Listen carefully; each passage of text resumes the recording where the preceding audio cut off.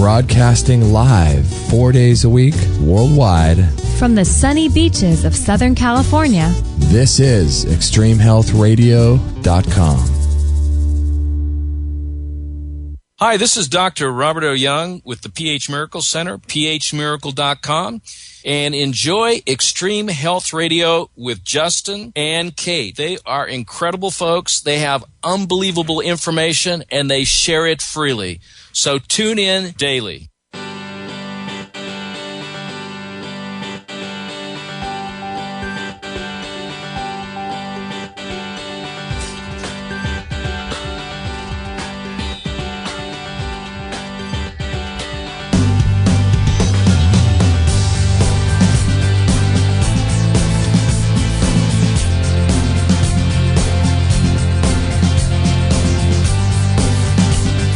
I think we're live. Are we live? We'll find out. I'm hoping so. Mine says off air, but oh, nope, now it says on. Does it say on air? We're good. We're good to go. I tell you what, having a live show really does add an extra layer of new dynamic to the entire show. Absolutely. There's only about 6,000 dynamics already, but it makes it more fun, doesn't it? And 6,000 buttons on your keyboard over there that you before the show you had to mess around and thank God you found the right button, but this is hard work. I know, it's not easy, is it? Big learning curve, isn't it? But I love it because we do the live show, 4 days a week on Monday, Wednesday, Thursday, and Friday at 9 a.m. Pacific. So if you want to join Kate for all of our shows, they're all live, and you can come party with us. Right? Party on. Party in the chat room. Let's do it. That is a nerd right there. Party in the chat room. There's no such thing as a party in the chat room. That is not a party. So you can join us if you'd like, and that would be a great way to join the show. You can get your questions answered. And if you'd like to, if you're a little more shy and you want to send in your emails, you can do that. That's always You mean fun. voicemails? Oh, emails. Emails or voicemails. Right. There's voicemail tab on the website that you can send pre-recorded voicemail to, or you can send an email to Justin at extremehealthradio.com. Or to me, Kate, K-A-T-E, at extremehealthradio.com. And that's a great way to get your questions answered as well. And if you guys would like to support the show, all of our shows are free. This is episode 226. And Daniel Vitalis has actually been on, episodes 64, 93, 121, 148, 153, 178. Good night. Now 226. So what is this, his 7th or 8th time on the show? 1, 2, 3, 4, 5, 6, 7. Wow. So we'll Nice. have links to all those shows, and all of our shows are free. So if you guys would like to support us, and many of you are, and this is so helpful, if you do all of your Amazon shopping through our link, you can buy anything you want. You can buy Star Wars action figures, Good one. pantyhose, anything. Oh my gosh. That's a little taboo. Tweezers? Oh, that's Tweezers. taboo. That's right. Star Wars is very taboo. Star Wars. So yeah, if you guys would like to do that, we're so thankful for when you do. I know it's hard to remember, but if you go to extremehealthradio.com/Amazon, every single time you make a purchase, that'd be a great way to keep our shows free so that everyone can have access to all of our free shows, because I believe it's very important in today's world to just offer free content and, Get the information out there. get the information out and let the chips fall where they may. Love it. So today we're going to be talking with Daniel Vitalis about the intrinsic taboo. Ooh. And Daniel Vitalis is an amazing guy. He's got a whole bio. He's a health motivator, nutritionist, herbalist, and all that stuff, doing amazing things in the world today. But here's what I think about Daniel Vitalis. Oh. Ladies and gentlemen, Get on. he's one of the greatest guys that we have interviewed, and we love having him on the show for a couple reasons. And I want to just say this candidly, because there's a lot of people out there, and Kate, you and I talk about this all the time. There's a lot of people out there that have products that are, I would say, not even half as good as Daniel Vitalis is. I mean, he's got, he's got reishi mushroom, chaga mushroom, organic, wild crafted, boiled in spring water, dual extracted and organic grape alcohol, put into Myron glass. I mean, who's doing this type of stuff, right? Right. And it's just incredible the level to which he's taking his products. And at the same time, he doesn't really even talk about his products. We had him on our last show, about doing hormones. And he barely even talked about the two most incredible products for hormones, which is the deer antler and the pine pollen. Right. And I felt like saying, let's talk about your products a little bit, And so he goes on internet radio shows and he spends an hour, hour and a half, 2 hours with people and just giving away information. And it's like the products are just there so that he could have a life in order to get the information out. Absolutely. That's kind of like what we're doing, is we're giving the information away for free. You can tell he's passionate. And so, right. But the humility associated with his name is just, it's awesome. Pretty amazing. It's just really great. You know, he's not peddling his products, and but at the same time, he has every right to, because they're just incredible. So right. That was my little soapbox rant about Daniel love Vitalis. So with that said, thanks, Daniel, for being on the show. How you doing today? Oh, now I'm all choked up with a beautiful introduction. Thank you so much. I'm great. Like I said, off air, I'm a little. Oh, we lost him. I go through these. Can you hear me? Oh, yeah. There you are. There you are. Good. Am I just on for the first moment? Apparently, yeah. Hi, everybody. Hey, I love doing live shows. It's so nice to know that I'm talking to people in the moment. It's sort of a strange thing talking to people for some future event where they'll hear me.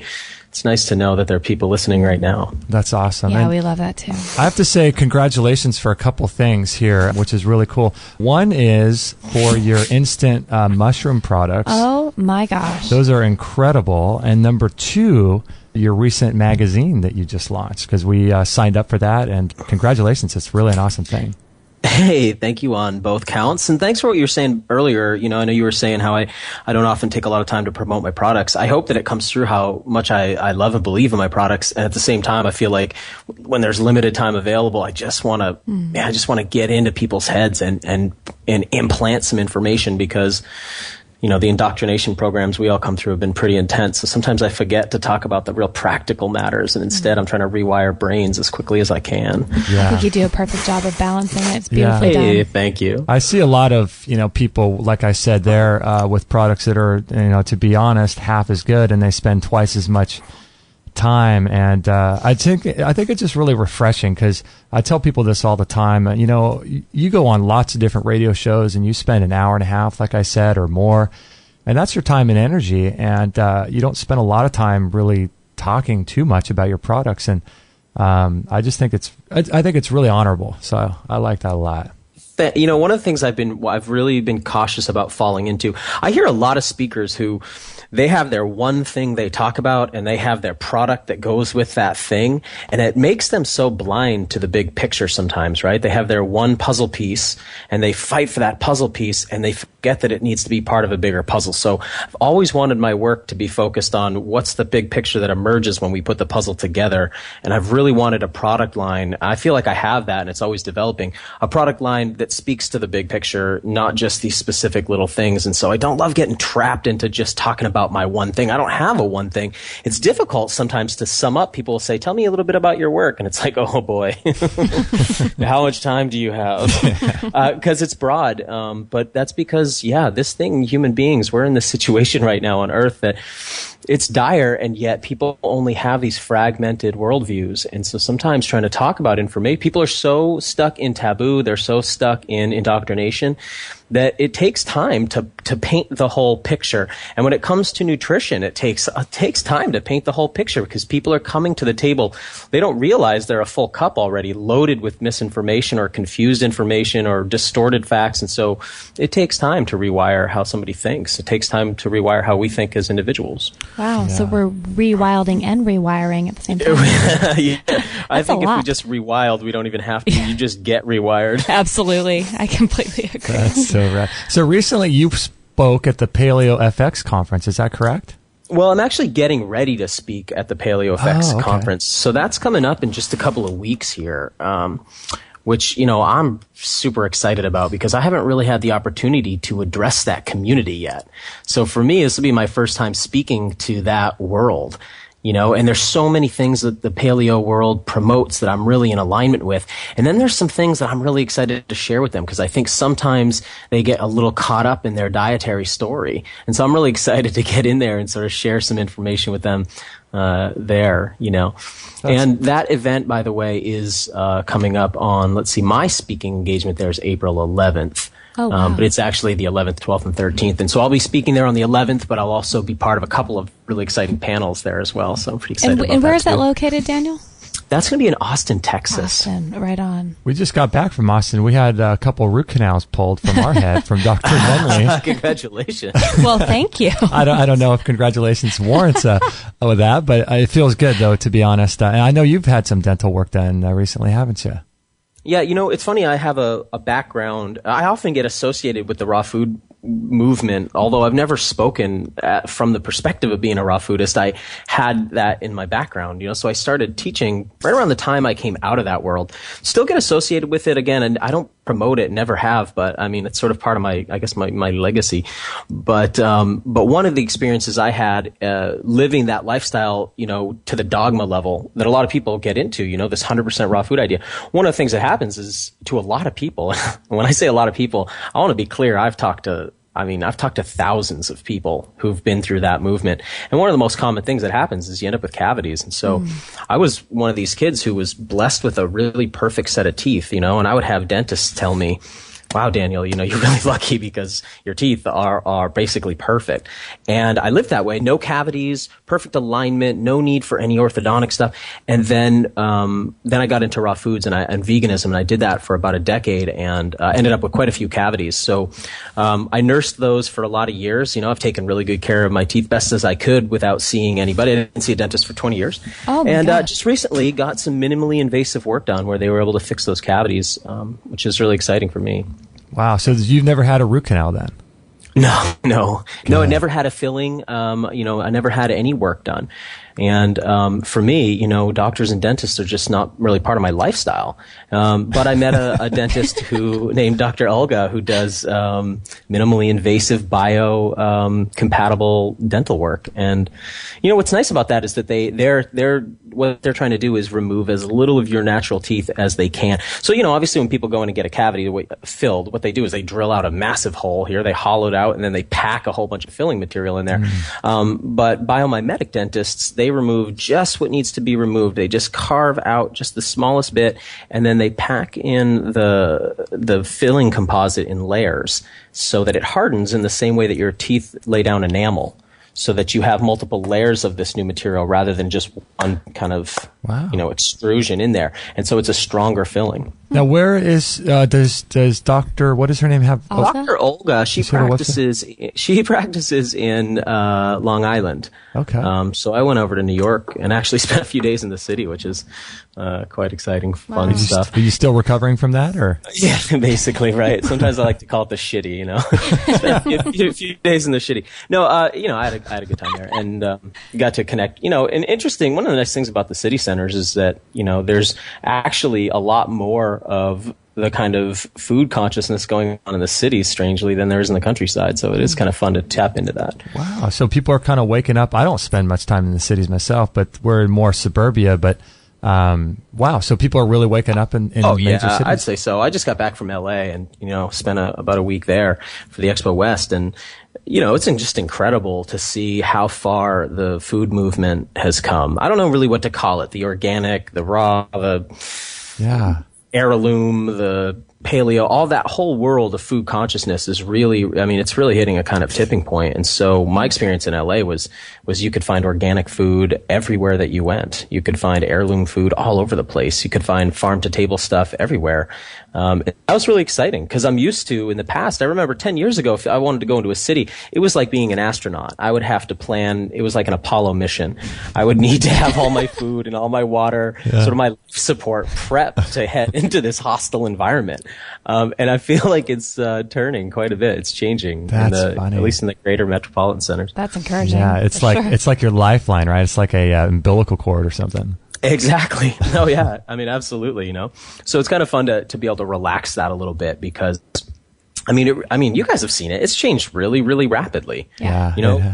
10 years ago, 15, let's say 15 years ago, if you could find a health food store, when you went in it, all it was like bulk bins of oats and nutritional yeast, right? They maybe had some old carrots in the corner. Now, my God, it's just, there was no Whole Foods 15 years ago, right? There were no mega health food stores like we see today. So, it's nice to see this stuff really shifting and changing and people becoming more food aware. And for people who do the kind of work I do, it's a lot easier to talk to people now because people have some baseline education about food where they didn't in the past. Yeah, I completely agree. And we actually had a few emails come through before the show when people found out you were scheduled, and they would ask, "What is the intrinsic taboo?" You know, and so I'd write back and say, "I don't have any idea what. I'm sure it's going to be really great, but I have no idea what it is." So, the intrinsic taboo. What did you come up with that name and this sort of consolidated idea? Well, I guess, every year I try to sum up where I'm at with my work, because my work has been a progression. It's been sort of my own personal learning process made public, I suppose. And this year, what I want to talk about is taboo, because taboo is this interesting thing. Every culture has their taboos. And, a taboo, just to define it real quick, it's something prescribed by society as improper or unacceptable.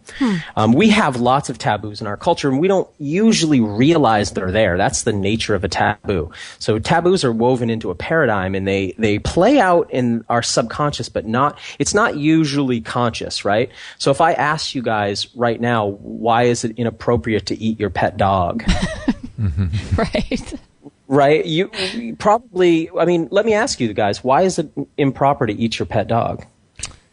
That's a good question. Well, it's just programming, Because, yeah, exactly, right? We don't really have an answer. We can't explain it's because of certain types of parasites, or, it's because of our love. We don't really have a reason, because we just know that we don't. We just don't. And the idea of it's just screwed up, man. Don't go there, right? We just don't go there. Right. So taboos are the places we just don't go. They're not things where we have to make up rules about them, and because you don't ever have to be taught. You probably were never sat down in a room somewhere and somebody kind of laid out okay, just to be clear, you can never eat your dog. Right. No one ever told you that. That's just always been obvious to you. You picked that up through kind of an osmosis from your culture. Yeah, exactly. Well, there's a lot of things that we pick up that way, right? And we learn a lot about what we can and can't do without it needing to be explained to us. So these are the taboos, and like I said, they're not really conscious. There's a great quote by an author called Jack Moore, and he says, "The tendency of taboos to function outside of consciousness assures that the perspectives on reality supported by the taboo will be taken for granted and not questioned." Right? So we just don't question certain things. Now, the word intrinsic means, it's something that's intrinsic belongs to a thing by its very nature. So the intrinsic taboo is this. In civilization, and civilization, I don't mean our culture. I mean civilization, I mean it in its truest sense, which is the building of city-states. And we're part of a civilization. And of course, we kind of come through a lineage of city-states that go, we typically trace them sort of Egypt to Greece to Rome to England to the United States, right? We could sort of trace it like that. Civilization is inherently an unnatural thing. And I think easily arguable, a dangerous thing, an insustainable thing, an ecologically destructive thing, an enslaving thing. Civilization itself, though we tend to sing the merits of it publicly, I think when you look at the data on it, you see, wow, this is not actually a very healthy thing we're doing. But it is inherently anti-natural. It's inherently anti-nature. So intrinsically, there's a taboo that we have against wildness. It's intrinsic to civilization. See, civilization can't exist without a taboo against wildness. Yeah, it's mutually exclusive, really. They have to, it's one or the other. Yeah. If we don't have a taboo against wildness, people will start to recognize, wait a second, this is an uncomfortable way to live. I'm being repressed and oppressed and suppressed from every direction by this. So built into civilization is inherently a taboo against wildness. And we can make that really obvious by opening up a dictionary. I'll just say this to anybody listening right now. If you don't own a hard copy, unabridged dictionary of your own language, I want to encourage you to go ahead and pick one up. The older, the better. Mm-hmm. I have a couple of them. You'll note that they're shrinking over the years. So if you pick up, I recently posted on my Instagram a picture of my 1936 Webster's Unabridged Second Edition against my 1996 Webster's Unabridged. And the size difference is shocking. The 96 is much smaller And the older dictionary, which is much larger, has much smaller font. So what's happening is our language is really shrinking, right? I love to have a hard copy dictionary to do word studies. You might think, well, I have a dictionary app on my phone or I have a dictionary on my computer. That's a very dumbed down dictionary. So I recommend you get yourself a good one. And when you're curious about something, do a word study. So if you guys will allow me, I'm just going to share a little bit on the word wild from my dictionary. Yeah, now, please. if I open up my unabridged, here's what the first definition I see. Wild animals, untamed, undomesticated. The second definition is wild flowers, uncultivated or native. And the third is wild tribes, which is followed by the words primitive, uncivilized, uncultured, savage, barbarous, barbaric.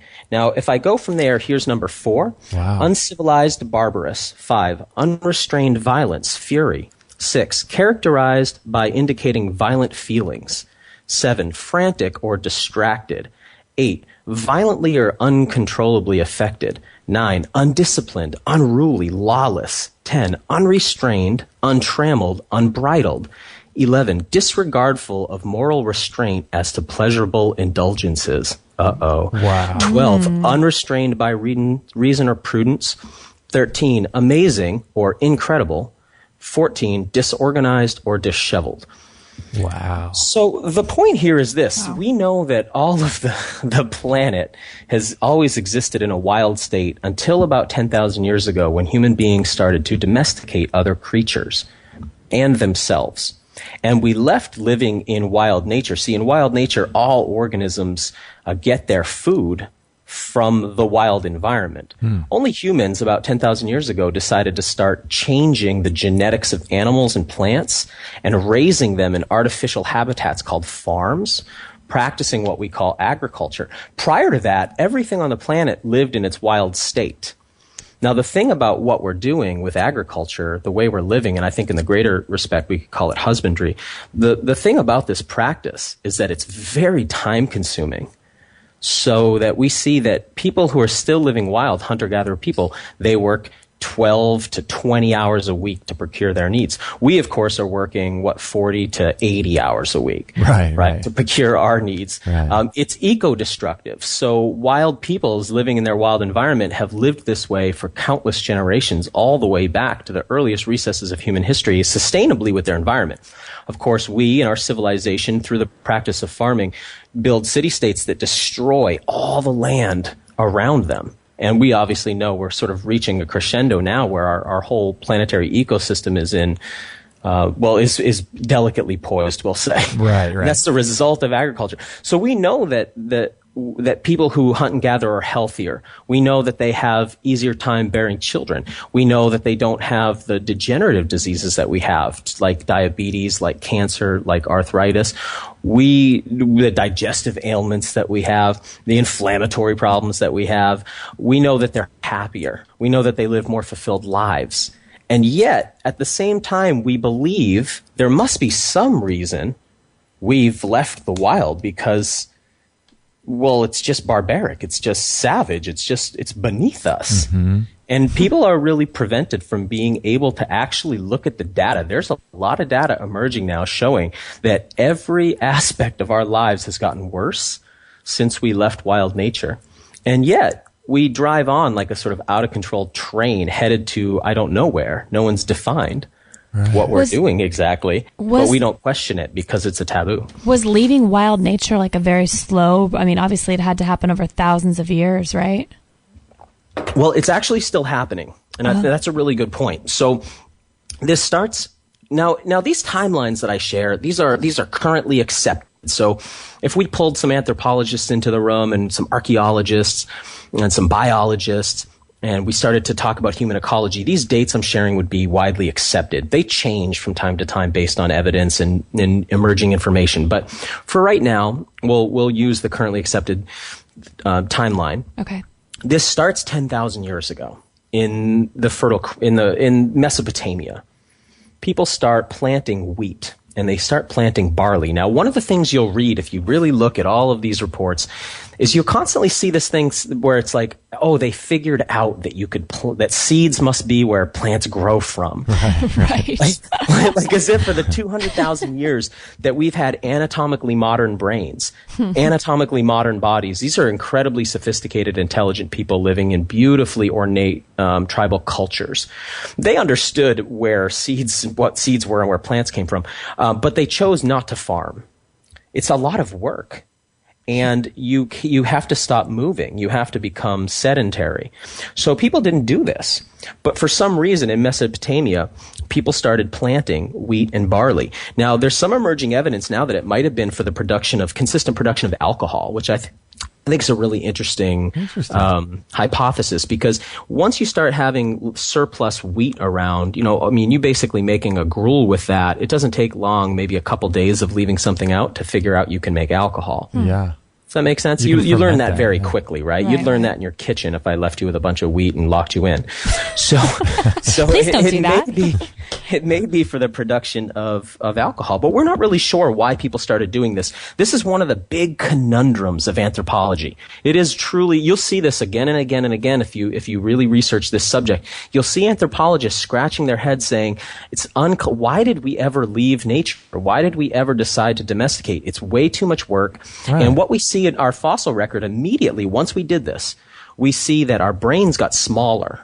Our bones got smaller, and we start showing scars all over our bones, which we call lesions, from both malnourishment and arthritic conditions that emerged almost immediately after we started farming.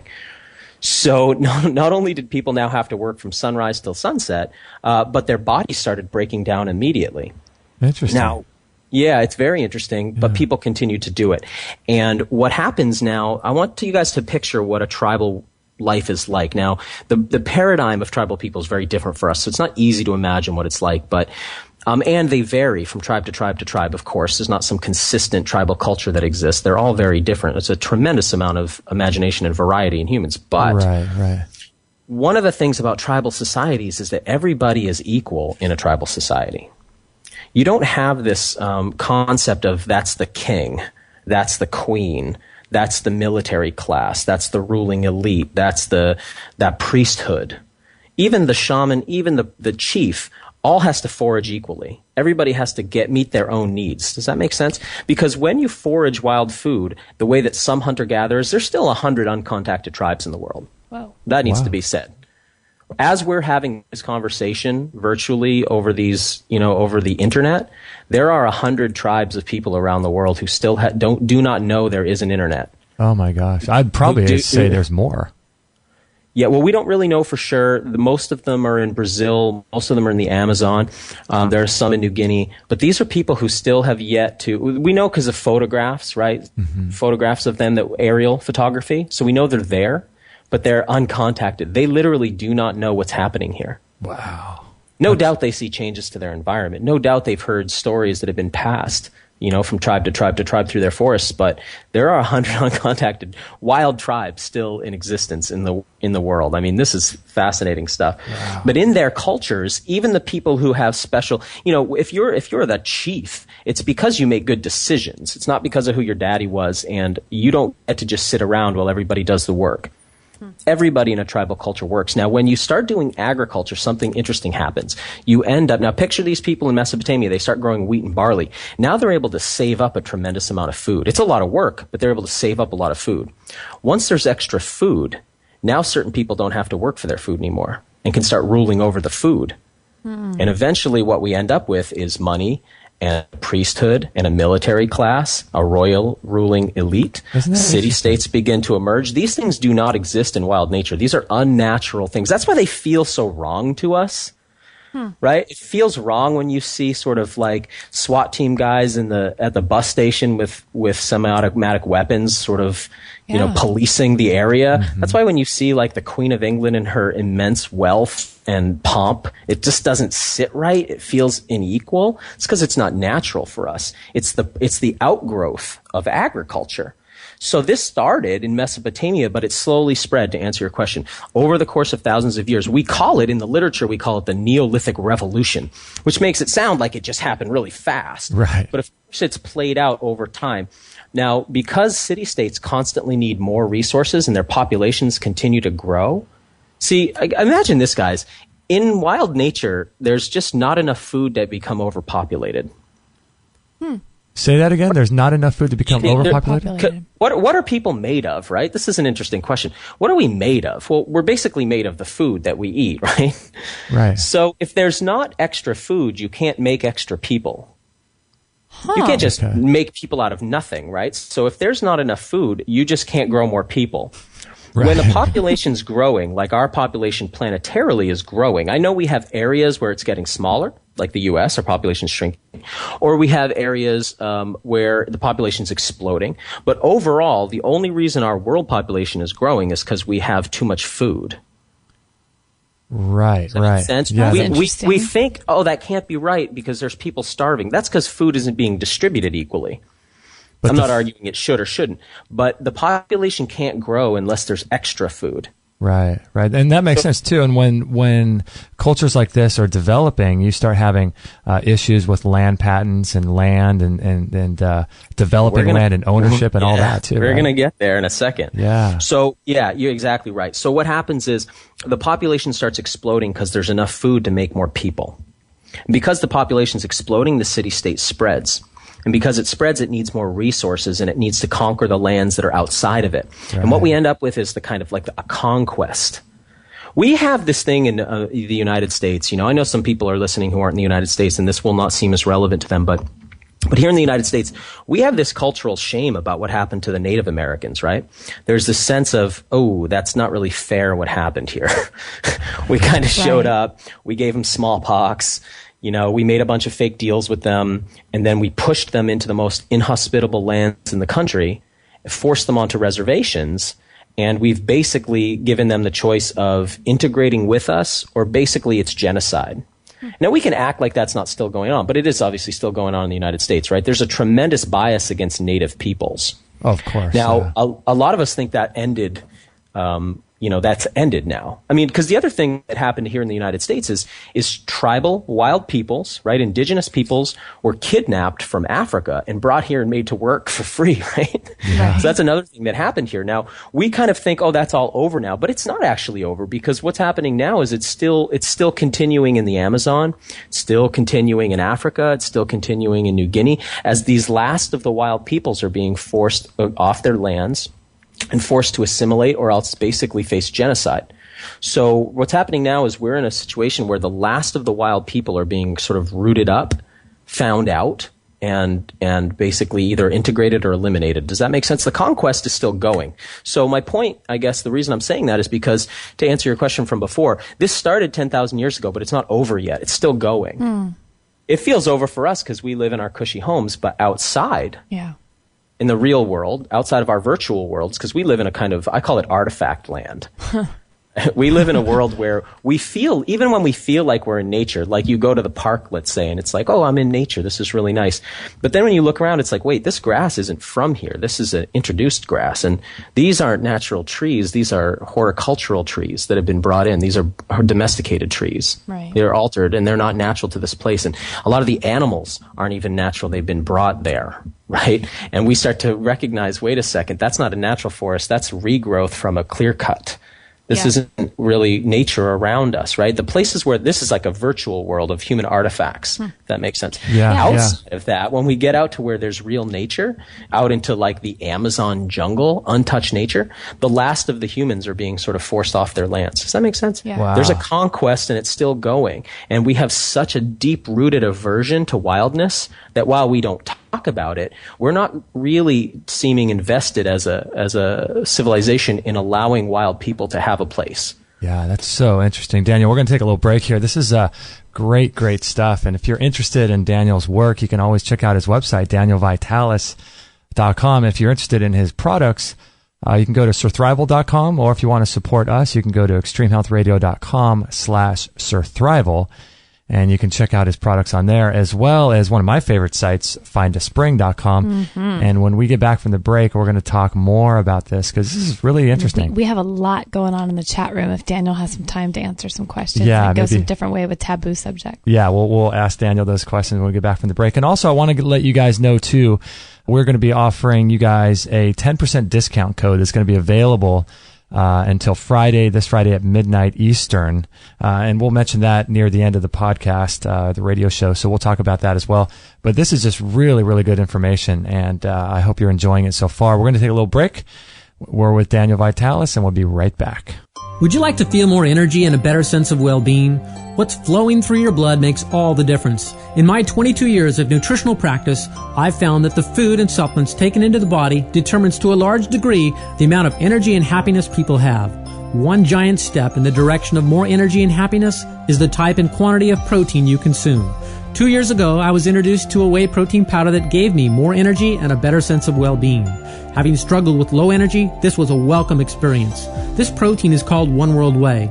It is the first ever undamaged whey protein powder from grass-fed cows. People report the following: profound improvements in blood sugar and energy, elimination of pain, better bowel movements, detoxification, younger-looking skin and fat loss. Athletes love the strength and endurance-producing effects. Call 888-988-3325. That's 888-988-3325. Or visit oneworldwhey.com. That's oneworldwhey.com.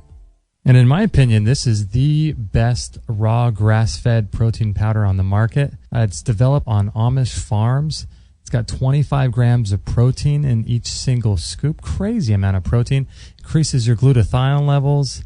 It helps to release heavy metals and toxins, decreases inflammation all throughout the body, especially in the gut. And not only that, but it helps you build muscle and increase energy as well. It has tons of anti-aging properties. So really, really great protein powder. We like to use it every day in our smoothies.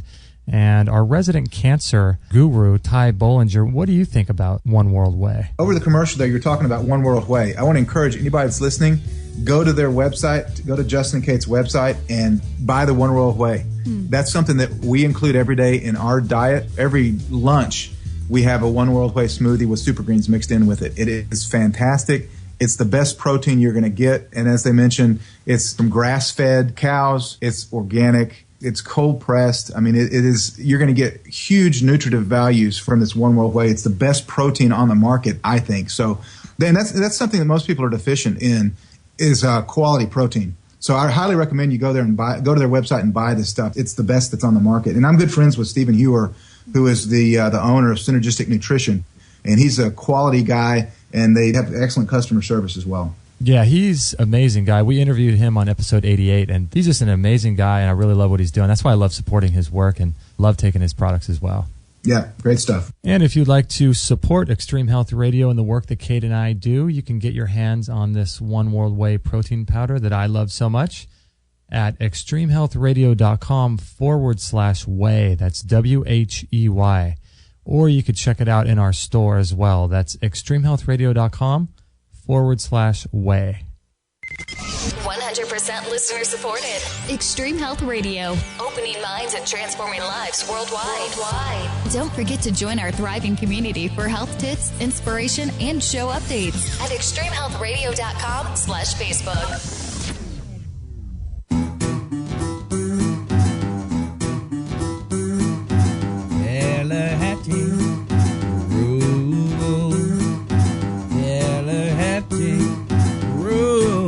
And one of the cool things that I want to mention about that One World Whey, we have some more of that coming, don't we, Kate? Yeah.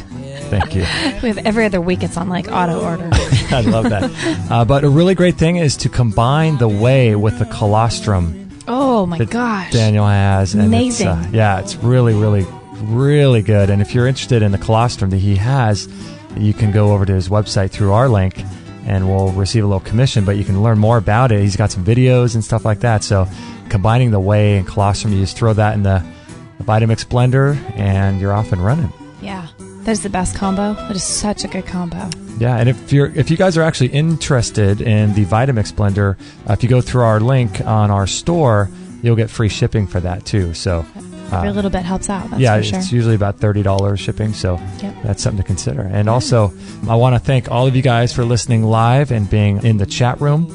And after the show, we'll have the forum open. The forum's open all the time. You can sign up for a free account and continue the discussions of what Yes. Daniel Vitalis is talking about. And we've got some great guests coming up. I didn't mention this at the beginning of the show, but we have Nicholas Gonzalez tomorrow, Dr. Nicholas Gonzalez, and he's doing some great work with pancreatic cancer and people with late-stage pancreatic cancer with high-dose enzyme therapy. And we have Jonathan Tripodi, and he'll be talking about whole body memory.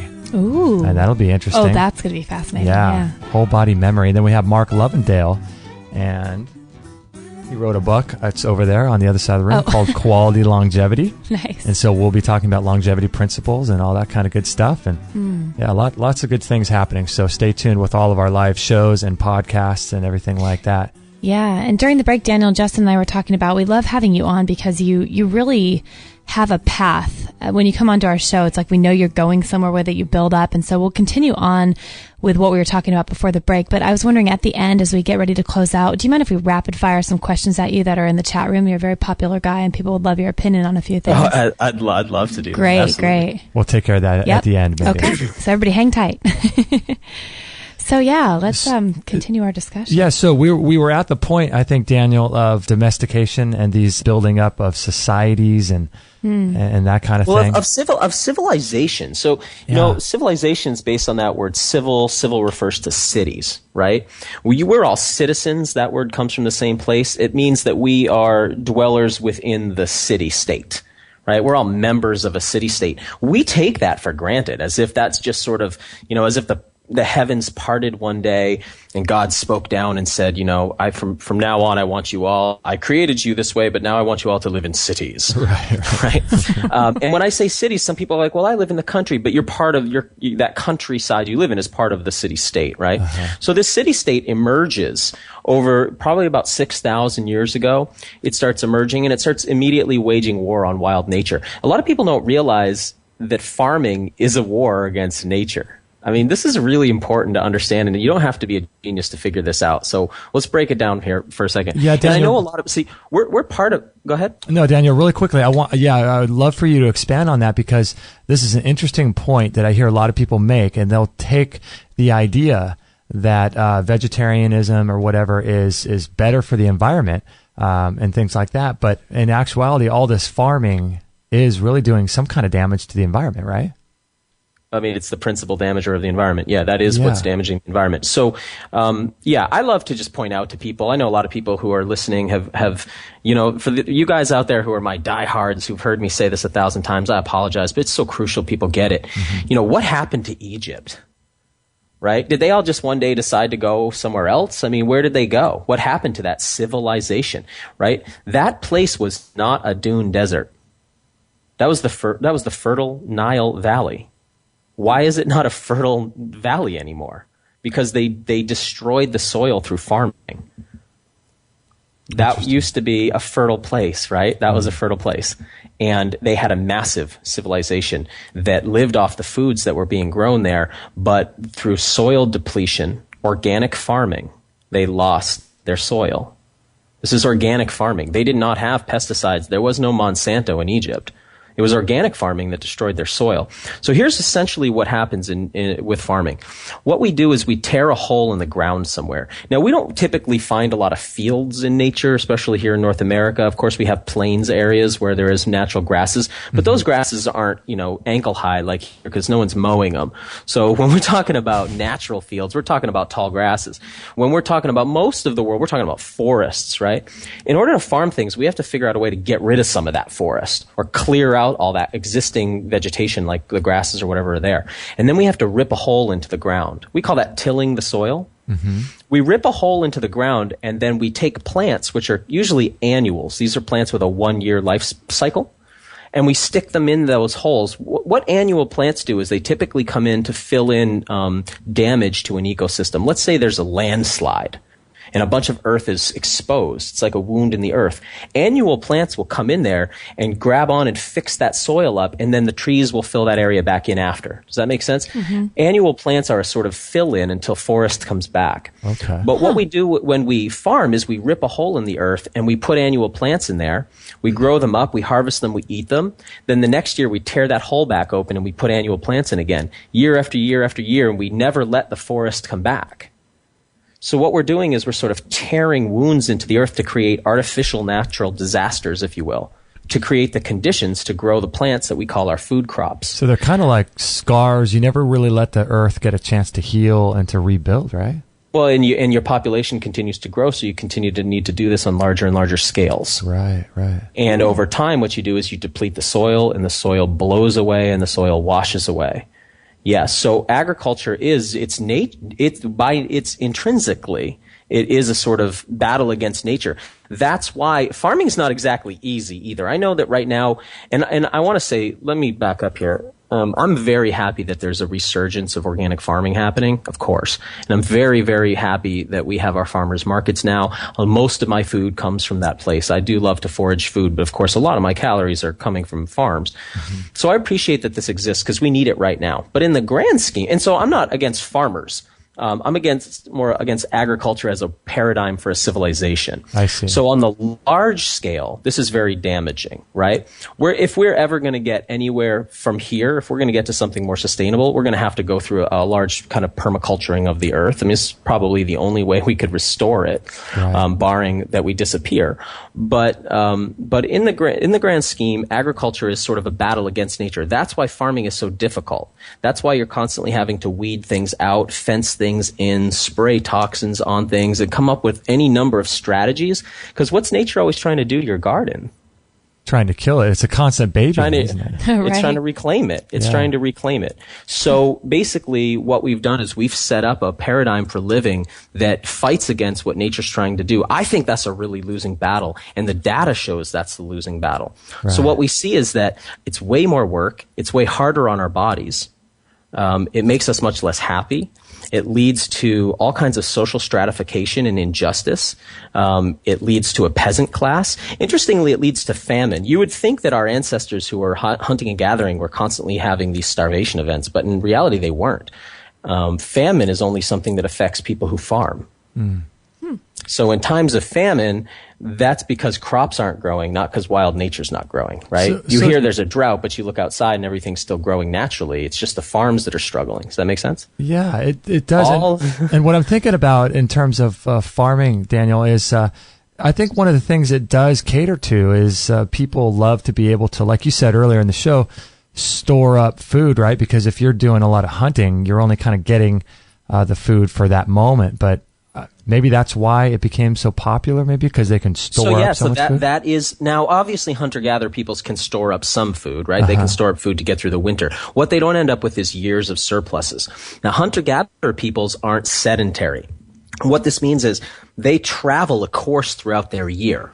They have a place they go to hunt and fish and forage in the spring, and they have a place they go in the summer and a place they go in the autumn, and they do a circuit. Does that make sense? Yeah. They work through a circuit. Whereas once you start farming, you can't go anywhere, right? You're married to that place. Yeah. So what happens is people settle into an area. That's where the first towns start emerging, and out of that, the first cities. Now, once you do that, people start fighting over land, right? So now we have land ownership emerges out of civilization. It's intrinsic. That's what we hear these stories all the time of the natives making these. Yeah, sure, you can have Manhattan for like $20 in beads, whatever. They didn't understand what was right. We hear this thing like they thought, well, we already hunted that land. It's no good, right? Yeah, sure. We'll take the beads. Wow. Not understanding even the concept of land ownership.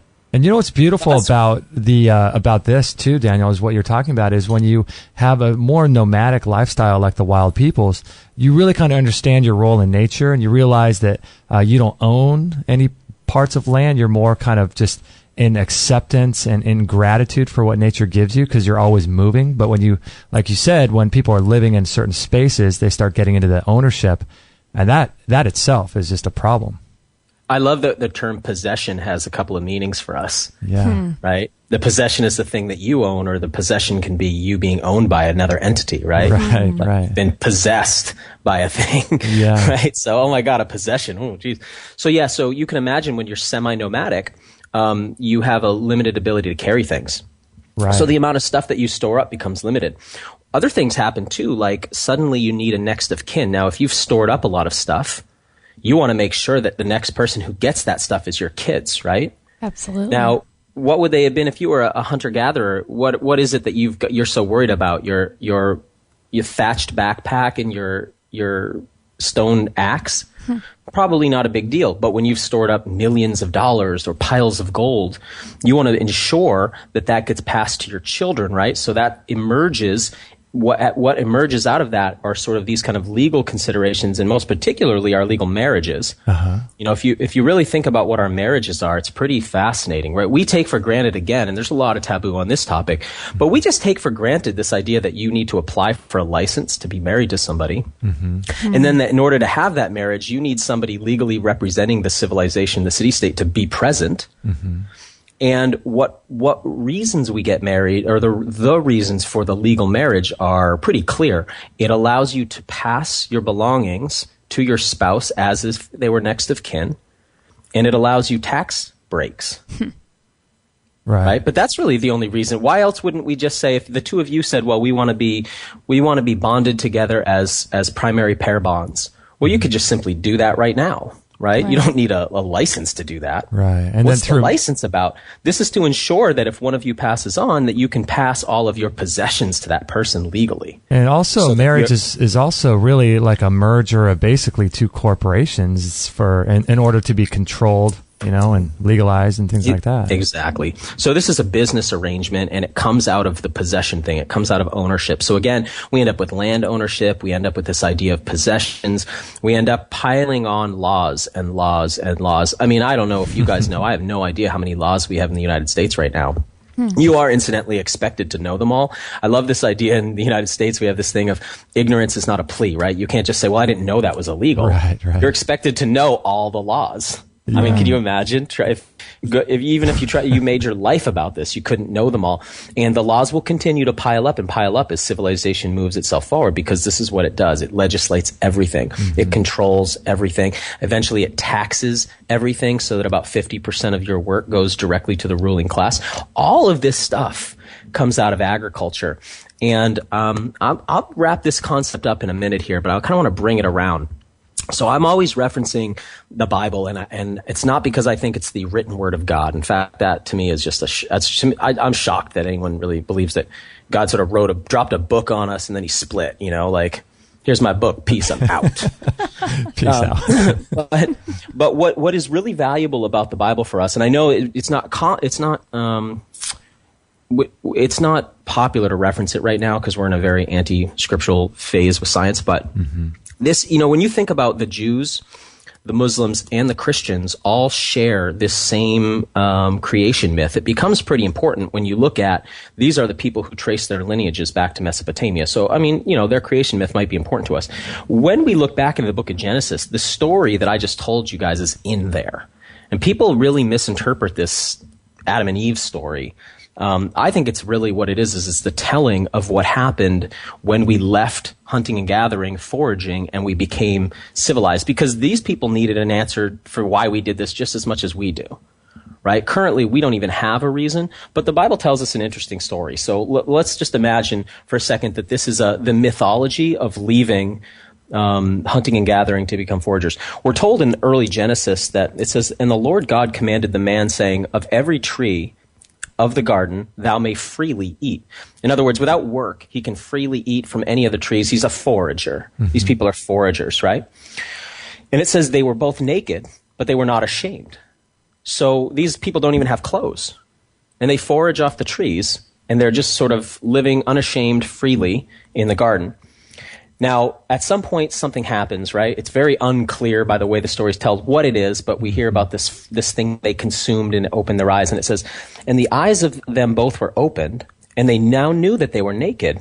And they sewed fig leaves together and made themselves aprons." So what happens is suddenly they realize, oh my God, we're naked.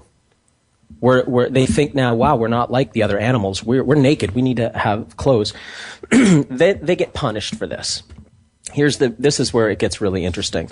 The Elohim, the Lord God, comes back and he punishes him, and he says to the woman, here's her punishment.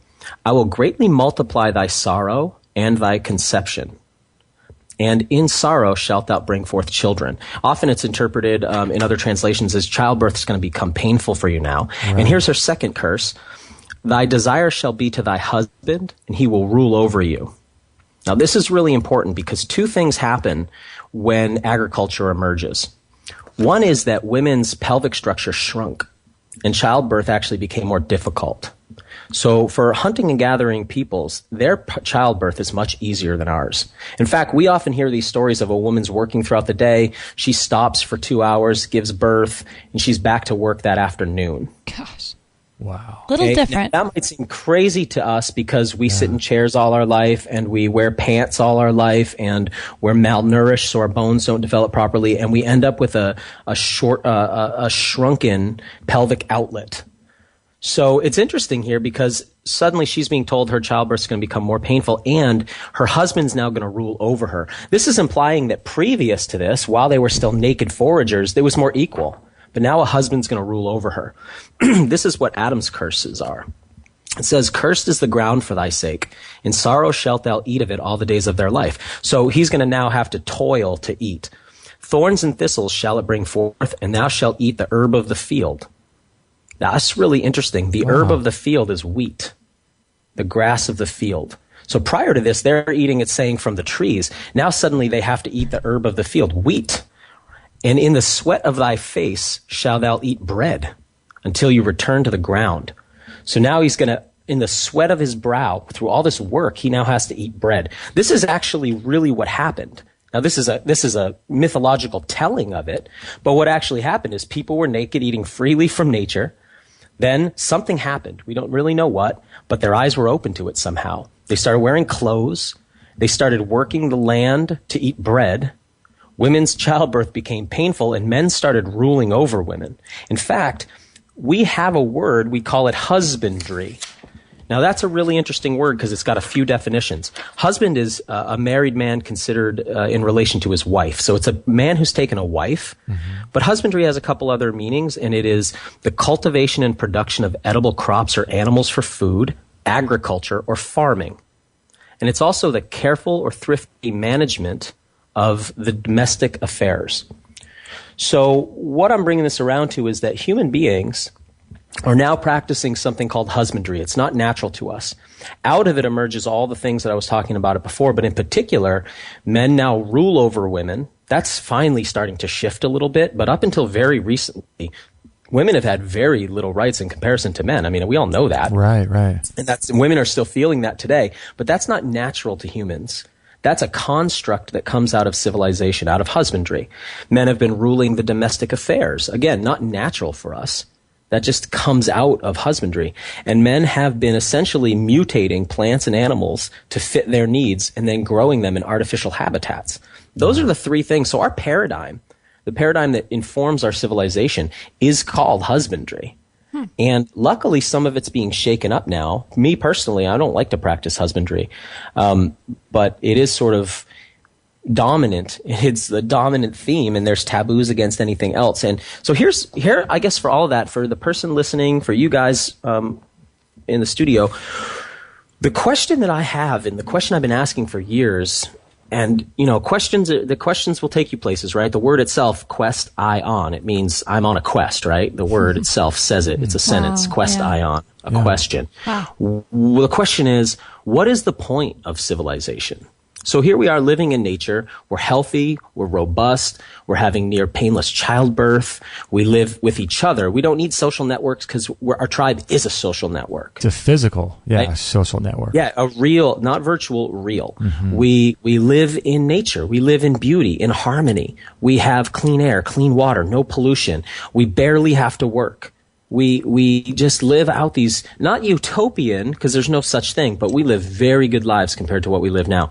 Wow. Now we're doing this thing, civilization, and it just doesn't stop. It just keeps pushing forward at any cost. Growth at any cost, right? Doesn't matter what happens to other species, doesn't matter what happens to our ecosystem. If we destroy our own planet, what do? We'll just go to another planet. That's the mentality. Right. Why? Wow. What's the goal? What are we trying to get to? And that's a real question I'm asking you guys. Where are we trying to go? Well, this is a good time to take a break. Daniel, do you have a few more minutes? Maybe after the break we can get to some of this? Oh, yeah, absolutely. That would be great. Okay, this is excellent stuff. And maybe after the break we can get to some of these answers and get to some of the tips that he's going to talk about for rewilding. So this is really fascinating stuff. If you're interested, again, in Daniel Vitalis' work, his website is danielvitalis.com. And we will be talking about, at the end of the show, the coupon code for his surthrival.com for his products. So we'll talk about that as well. And we will be right back with Daniel Vitalis. The history of heat therapy dates back over 2,400 years, and it was Hippocrates who said, "Give me the power to produce fever, and I will cure all disease." This FDA-approved medical device called the Biomat is a mat that you can lay on, read on, sleep on, do yoga on, sit on, and it can be used on office chairs, massage tables, and the like to help the body heal itself. It's inlaid with 30 pounds of healing crystals using amethyst and a rare black tourmaline, producing negative ions in a healing electrical field. These healing crystals help to restore cellular health by replacing electrons to the atoms, as well as penetrating deep into the body by 4 to 6 inches. What can the Biomat do for you? It'll improve your skin, burns as many calories as if you went jogging for 30 minutes. It improves the immune system by up to 40% or more, reduces stress and fatigue, removes toxins, lowers cholesterol, relieves pain, revitalizes cellular metabolism. It improves cell channels to deliver nutrients and oxygen to every one of your cells. It activates over 3,000 enzymes. And even a Harvard medical study showed cancer cells die at over 42 degrees Celsius. It reduces stress hormones by up to 78%. It allows your body to produce heat shock proteins, which increases endorphins, NK cells, T cells, and lymphocytes. It's very, very low EMF, and it's got a 17-layer technology. Dr. Mark Serkis is the director of the International Medical Veritas Association. Explain to us more about these biomats. These biomats are these far infrared mattresses. You lay on them, or you sleep on them, or both. You do very heavy treatments during the day, and at night you sleep at just a nice comfortable temperature. These biomats are like these love machines, comfort machines, and healing machines, because what they do is they just radiate out light, far infrared light, and you can radiate yourself all night long while you're sleeping when you're not doing anything else. And what happens is this light penetrates the body and turns to heat. And the first thing that happens when you bring your core body temperature up 1 degree is your immune system strength increases by 40-50%. They feel when you lay down on them, you guys know, you have one. So it's like the feeling is so good. It's like being in the cuddling with a lover, your wife or husband. It's just warmth and comfort. How are you using biomats for patients in your clinics? The cancer treatment using heat is very aggressive, meaning during the day, you sandwich yourself in between two of them, turn it on to high heat, and bake the cancer. The cancer will die before you will. No, this is, you can go to England and spend $20,000 and use microwave a cancer out of existence. These biomats basically do the same thing. Radiation therapy for cancer is really a solid idea. Unfortunately, oncologists use the wrong radiation. They use radiation that kills you. This biomat uses radiation that can save your life and make your life more comfortable, keep you warm in the cold, and help take care of your kids and all. The list doesn't end. Yeah, because isn't there some sort of temperature at which cancer cells will start dying? Right, and it's below the temperature that human cells will die. So you really like this biomat far infrared technology, don't you? But it's strengthened me. Well, now the kids are addicted to it. They fight on who's going to sleep on it at night. And it not only changed my life, but it changed my medical practice and my books. This is a great machine for anybody who lives in the cold during the winter. Instead of heating a big house, you just heat yourself. Bottom line, it brings good feelings. Just lay on this biomat and it gives the strength back. I can attest to that indeed. Kate and I love ours, and we think you will too. Learn more about these amazing biomats at extremehealthradio.com/biomat. Or you could check them out in our store as well. Again, that's extremehealthradio.com/biomat. All free shows, all the time on Extreme Health Radio.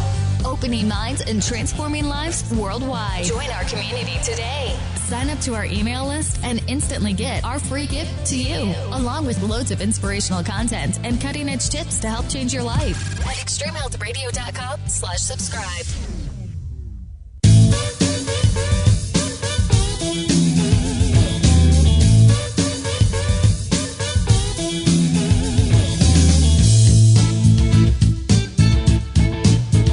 Well, I bet you never thought about husbandry and marriage license and contracts and You know all what? of that the same. I was thinking at the break how really bizarre it all is. You think we grew up playing games like Monopoly.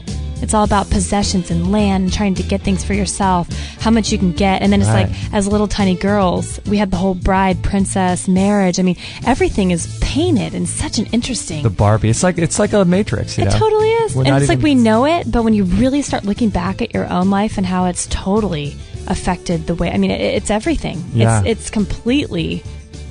backwards, right? backwards. Yeah. It's bizarre. I can't. It's like my mind can't stop thinking now about how all the ways we've kind of bought into it. Exactly. It's funny because, for the society to actually continue on, they have to keep kicking the can down the road and keep promoting this fictitious idea that we have Of how the world works. Of how the world works, and everything you see is fake. Everything on the news, it's all fake. So they have to keep feeding us the lie so that we buy into the system. Absolutely. But in actuality, when you start listening to Daniel and the stuff he's talking about and the stuff we talk about on the shows, makes you revisit some things. Yeah, re-question some things. So somebody in the chat room said, "Wow, that's so true. Monopoly was never even questioned." I know, right? It's funny what you start thinking about. It's hilarious. If you guys have any questions about that biomat, it's a really incredible machine, and we love it. Actually, our dog is on it as we speak, and she loves to lay on it, and it is quite an investment. So if you're looking to save up for it and you have some questions about it, please let me know, and we can help you out.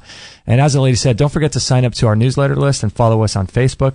Lots of great stuff on there. You can keep up to date with all of our shows, upcoming shows, past shows, archive shows, all kinds of stuff on Facebook. And then on the newsletter too, you can keep up to date with our show schedule, and you'll get once a week updates from us. So lots of good stuff like that. And we are live every day of the week except for Tuesday, Monday, Wednesday, Thursday, and Friday at 9 a.m. Pacific. So please join us there. And as Kate was saying before, the chat room is absolutely blowing up, which is no surprise. But perhaps we can get to some of those questions, the rapid fire questions, after, near the end. After we bring it home. After we bring it home, as they say. After Daniel brings it home. Yeah, and exactly. so, yeah, we'll cover some of those chat room questions at the end, as well as talk about the 10% discount on the Thrival products. But so, Daniel, before the break, you were just asking some questions about what is the role, right, of society in this civilization. Where's it going? Yeah, what is it for? Like, if I want you to work in my company, I need to give you something to believe in. I need to explain what you're doing, what the work is for. What's our goal, right? Right. What you guys have this radio show, there's a goal associated with it, right? You're disseminating this information. You're building a lifestyle for yourself. What's the goal of civilization? I mean, because if we're gonna destroy our own planet, if we're gonna cause the fifth extinction on this planet, we're in the fifth extinction, right? If we're gonna create an extinction level event just so we can develop this civilization, its technologies, all that, where are we trying to go? Because no one's explained that, right? It's sort of like just left open, like, is there a reason? It's sort of technology, people kind of loosely, it's going to get better. You notice how technology is always promising it's going to get better and easier, but what you always end up with is more expensive and more work. Yeah, exactly, and more time working. It's almost as if we have no goal. There is no clear goal, is there? There is no clear goal, and I want to touch on what Kate brought up before, which is that we grew up in artifact land doing narcissism training. So we have to be trained to be, see, human beings, You ever think of like what is it when we come together? Like when lions come together, it's called a pride, right? When crows come together, it's called a murder. My personal favorite is a skulk of foxes. Skulk of foxes. Thank you. You're welcome. We form tribes. And there's a deep desire in us to do that, and you see that in certain modern events, like maybe Burning Man's an example of these things where people sort of primally come together and gather together and do the kind of things we used to do in nature, which is pretty interesting because in nature we typically have sex, use drugs, and make music. But interestingly, but we want to organize ourselves together in order to keep people from doing that. In order to perpetuate the civilization, we have to go through a kind of narcissism training in order to fully break down the unit. See, it's taken a long time, but we were tribes broken down into neighborhoods, broken down into nuclear families, now nuclear families being broke down into an even more divisive group, now eventually to we're solitary. Right. The idea is, and that's what technology is doing, right? It's giving everybody the ability to have their own little universe inside their little space through their devices, so that now we don't even have the nuclear family structure really holding up anymore. That's starting to come apart now too. So this has been a long process. It's played out over a long period of time, but we were trained to want what we want when we want it. And you can imagine the tribal world's really different than that. And so we are all sort of we're all very domesticated. Yeah, and it's almost as if the home itself is this private area where you were just talking about, but then that private area just keeps getting smaller and smaller and smaller because now you have cubicles, cars, and now handheld devices. Yeah, exactly. And so when we see stuff we see it in our collective science fiction mythographies, like The Matrix you brought up earlier, right? The idea of people eventually sort of just living in tanks, having an artificial computer-based experience, not knowing that that's what they're having, and sort of being harvested for energy. Now, that might seem extreme right now, but when you actually look at the trajectory over time, it's maybe not that extreme. It's maybe not that shocking. Because one of the goals, if we were going to really define what is the goal of all this, one goal seems to be artificial intelligence. Another goal seems to be the ability to upload ourselves into some kind of mainframe, our consciousness. If that sounds crazy, just start listening to what some of the people in technology are talking about, because that's what they're talking about. It's called transhumanism. Right. And that agenda is the extension of eugenics, which is sort of the agenda we were under the last 100 years. Now we're in this new technological era. And it doesn't look good for the direction that we're being asked to go. So here's what I think. If you're hearing this and you're, like, wow, I don't really want to be a part of all that. I want to do something different. That's really what my passion is. I call it rewilding. And the idea is basically, let's figure out what we can get back. And not so we can go back, because we can't go back, but we could go forward with something really new, we can become something revolutionary. But it's going to take us figuring out how to use our bodies and minds again. And so my work and the last 4 shows we recorded, 5 shows, were all specifically on rewilding strategies, right? Strategies that we can use, things we can do in our life for our health. And what's interesting about it is it's all based on natural ideas. In fact, if we went through all your show archives and we listened to all of the different health modalities that people have presented, probably all the ones that really work we'd find are, hey, that's kind of based on something that humans used to naturally have. Right. It's always that way, right? We see that with food. We're all past the illusion that our answer for nutrition is going to come out of laboratories. Right? None of us believe that anymore. Right? We all know that no, cool, funky new light bulb that comes out will ever do what the sun does to us. No, our air filter can ever make air like a forest makes. We know that the answer lies in nature, but the taboo keeps us from really turning back to it. So my call is out to you people who are ready to shred taboos and really start to rewild yourself and really start to make radical changes in your life, moving us in the direction we need to go. Because this direction we're being I feel like we're being pushed towards this crazy Armageddon crescendo. And I think a lot of us are like, wait a second, I didn't enlist. Yeah, where did I sign up for that, right? How did I get signed up for this? I want to do something different. And I think a lot of us are recognizing, too, that when we access our true, innate, wild selves, we're more fun, we're more enlivened, we're healthier, we're more energetic, we're more vibrant, we're more vivacious, we're more sexy. And when we give over to the programming and the domestication, we become everything that we don't like to see in other people. So, I mean, I personally, I'm open to hearing some other path out of this thing, but the only one that I see is that we all start as individuals really making changes in ourselves, and those changes got to be a reflection of what we see in natural peoples. We can't go, be wild people right now. It's just not an option on our menu. It just doesn't exist right now. Definitely. But we have lots of amazing things that we can do for ourselves now that can help us feel a lot better, and we can be part of a solution and not part of this insane 10,000-year problem that's been unfolding. I completely agree. I was thinking as you're talking, as you're saying all this, one of the main, what's one thing, if one thing, came to mind of what someone can do to rewild themselves. It's funny, it's because I had one thought that just immediately came to mind above diet, above nutrition, above exercise. The thing that came to mind for me is basically unplugging yourself from watching TV. That would be huge. Something I would consider immediately. What do you think about that? I would like to encourage, all right, now there's this thing when you hang out in conscious circles, healthy circles, everybody always says, oh, I don't watch TV. But look, now that everybody has computers, I don't even want to hear that anymore. Everybody's watching stuff all the time. Right. And this idea of I don't watch TV, it's like, well, because TV is a dinosaur now, but people are watching stuff. And when they're watching, I just want to encourage you to do this. We come from storytelling peoples, right? Human beings used to spend their evenings together around a fire, right? Centrally around a fire, telling stories. Well, we don't have fires anymore. We don't get together and tell stories. So what we do is we get around an artificial fire, the glow of our TV set or the glow of our computer, and we watch stories. Right. Does that make sense? Yeah. That's actually, we're doing that because that's natural for us. And because we don't have it, we have a surrogate. The problem is the surrogate isn't being produced by like-minded people. The surrogate is being produced by domesticators, or the agents of domestication, if you will. Next time you watch a TV show, here's what I want you to do. Play an episode of a show that you really have liked without watching it and not paying attention to the words that are being spoken, but listen to the soundtrack. Only the soundtrack. Just tune into that for a half-hour episode or 42-minute episode or whatever there. Right. Tune into that, and you'll start to see what's happening to you, and you'll see how this is a hypnosis. You'll see it. It becomes abundantly clear. The soundtrack hooks you emotionally and takes you on a journey, usually a kind of a scary one very often.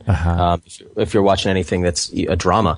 And just start to notice that, because it's not the words and it's not the pictures. It's something about the soundtrack really draws us in, and then of course the flicker rate as well. So yeah, I think that's one of the biggest things, because we're artificially interacting with our world through virtual media rather than actually having experiences in the real world. Right. I agree. That's actually something that's been going on in the chat this whole entire time you've been talking. And Z Ali wrote in comment, for our family, we will be reestablishing the art of storytelling and learning to self-think. We are eliminating individual birthdays and replacing them with specialized youth and elder days so we can bring everyone together to share real education and connectivity. That's the kind of stuff we have going on in the chat the whole time that you've been. And then you should see all these people chiming in. It's really neat that there's just this, it couldn't be any more appropriate. A lot of people will say this thing like, you hear this a lot, like, oh, well, nobody's reading anymore. We used to read books. Look, books are how long have books even been around? Books are an invention by civilizations. You know that people who are wild hunter-gatherer peoples, they don't have written languages. So the idea of writing emerges out of husbandry, right? It emerges in order to keep track of lineages of kings. It emerges to keep track of business transactions. Our language, English, is a commercial language. It's a language of commerce. Mm-hmm. This idea that reading is supposed to be really this wonderful thing, I think is funny because it's fairly unnatural. Whereas storytelling, now that's really natural to humans. That's what we do. But reading books, because I used to feel guilty. I like audiobooks quite a bit. And then I realized, wait a second, that's how my brain was designed to learn. By listening to somebody tell me about it, not by reading about it. Now, I love reading, and I'm not saying we shouldn't read. But this idea, the kids these days are not even reading anymore. Well, you know what? It's like, I'm sure when people started writing books, there was people who said, oh my God, kids aren't even hearing the stories anymore. They're all just doing this newfangled reading.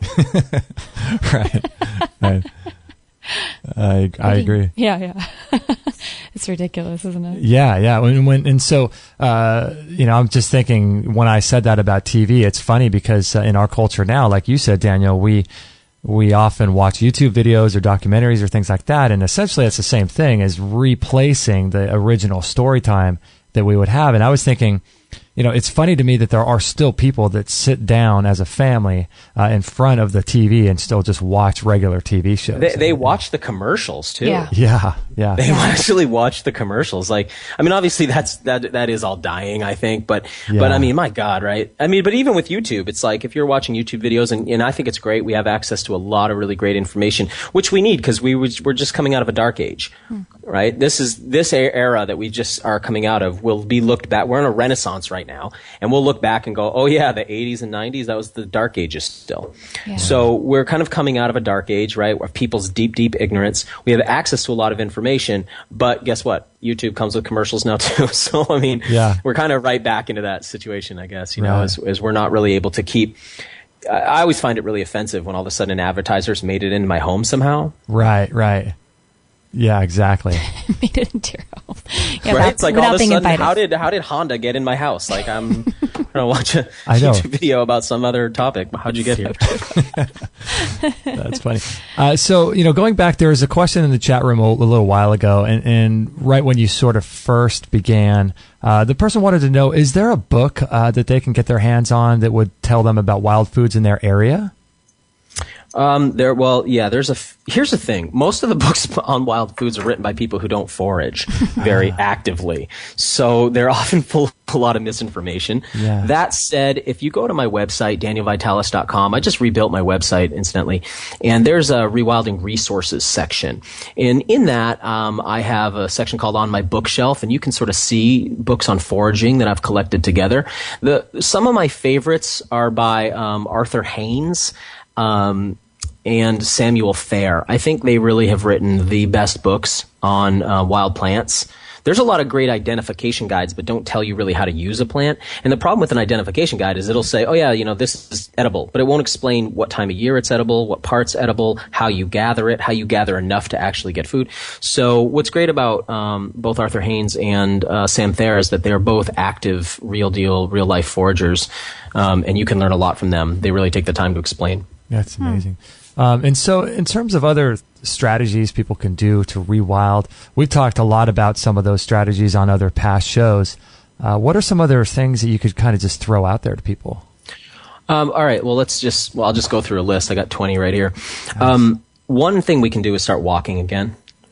This is the primary, if we were like listing things that define human beings as a species, walking is pretty unique to us, right? That upright bipedalism, that's sort of our thing. But we're spending a lot of time not doing that. And what's actually strange is that a lot of times people in cities are walking more than people in the countryside. So, getting out and walking more, I think is really, really important. I think that as time goes by, information will emerge that says it's not just the exercise of walking, it's the rhythm of walking that's important to our limbic system, that's important to our lymph system, on and on and on. We got to stand more and sit less and get really creative with what you sit on. These chairs and couches are the devil. Right now I'm sitting on a heavy bag, 75-pound heavy bag mounted on two ottomans. It's a unique setup, but I can straddle it like a horse. Okay. And it's just because the way that we've been sitting culturally is really, really bad for us, and it shortens the musculature of the back body.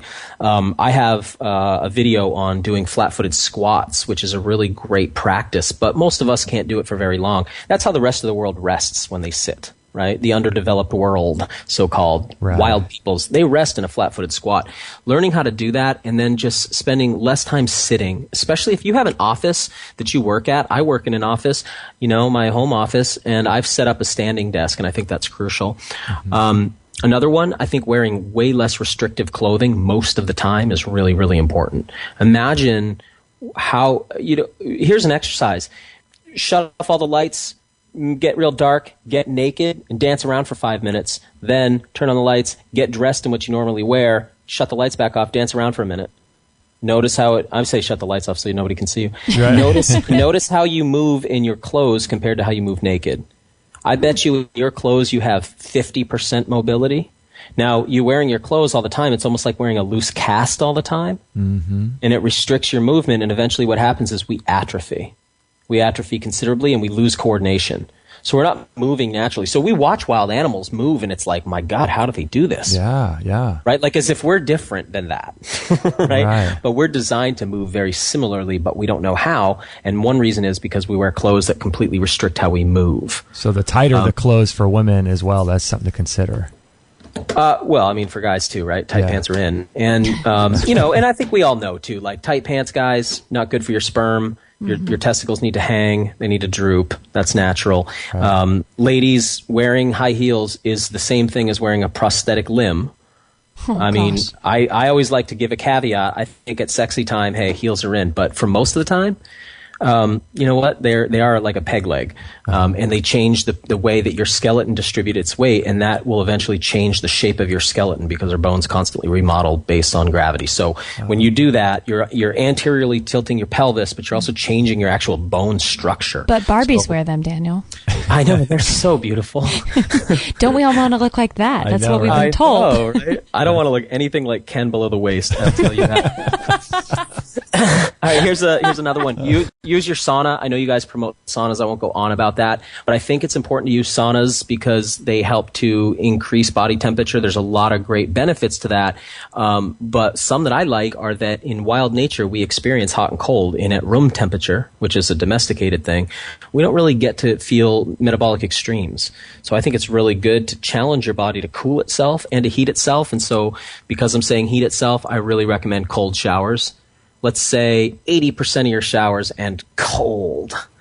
Oh. You know, right? You don't have to do it every time, but most of the time, if you end your shower cold, you'll start to build up your resistance to cold, and you'll also really tonify your skin and also kind of help to wring your body out at a detox level. That's really important. What do you think, Daniel, about the cold baths? Oh, that's great. You like those? Great.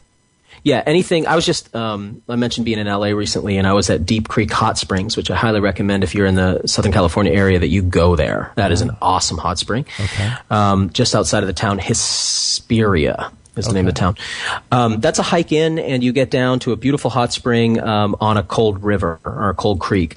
And it's just so nice to go from hot water into cold water and see how long you can stay in both, right? Keep extending the time. And what you're doing is that hot cold is like squeezing a sponge, right? Your body contracts and wrings stuff out, and then it expands and sort of takes it. So what's happening is your cells are being run out like a sponge. And that cleans your body from the inside. In addition, helps to build you up to temperature extremes. Because our ancestors were designed to live in temperature extremes, but we're not. We're living at room temperature. Yeah. Maintain a tan. Easy. I mean, I think everybody gets that now. Yeah, you remember growing up in this era where it was like the sun was going to give you cancer? Yeah. Well, still, right? Is that still going on? People they're still peddling that lie. It's crazy. So maintain a tan, not a burn. Right? One of the most dangerous things you can do for yourself is go get burned, then get pale again, then go get burned. That's what people are doing, right? This is not good for you. But when we build up a tan, the tan protects us from the UV, and that's how it's meant to be.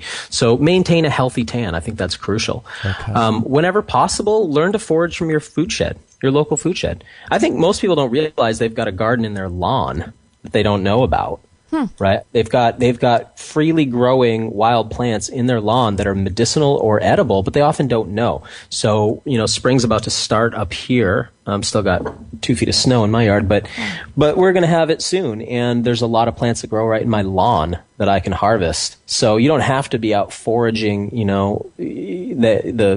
your whole area. You can be getting stuff right out of your yard. And what's great about that is you start introducing novel genetics into your diet. I've been saying this for a little while now, but I think soon it's going to click because the research is going to really finally filter in. The research is done, but we're going to start to see it go mainstream.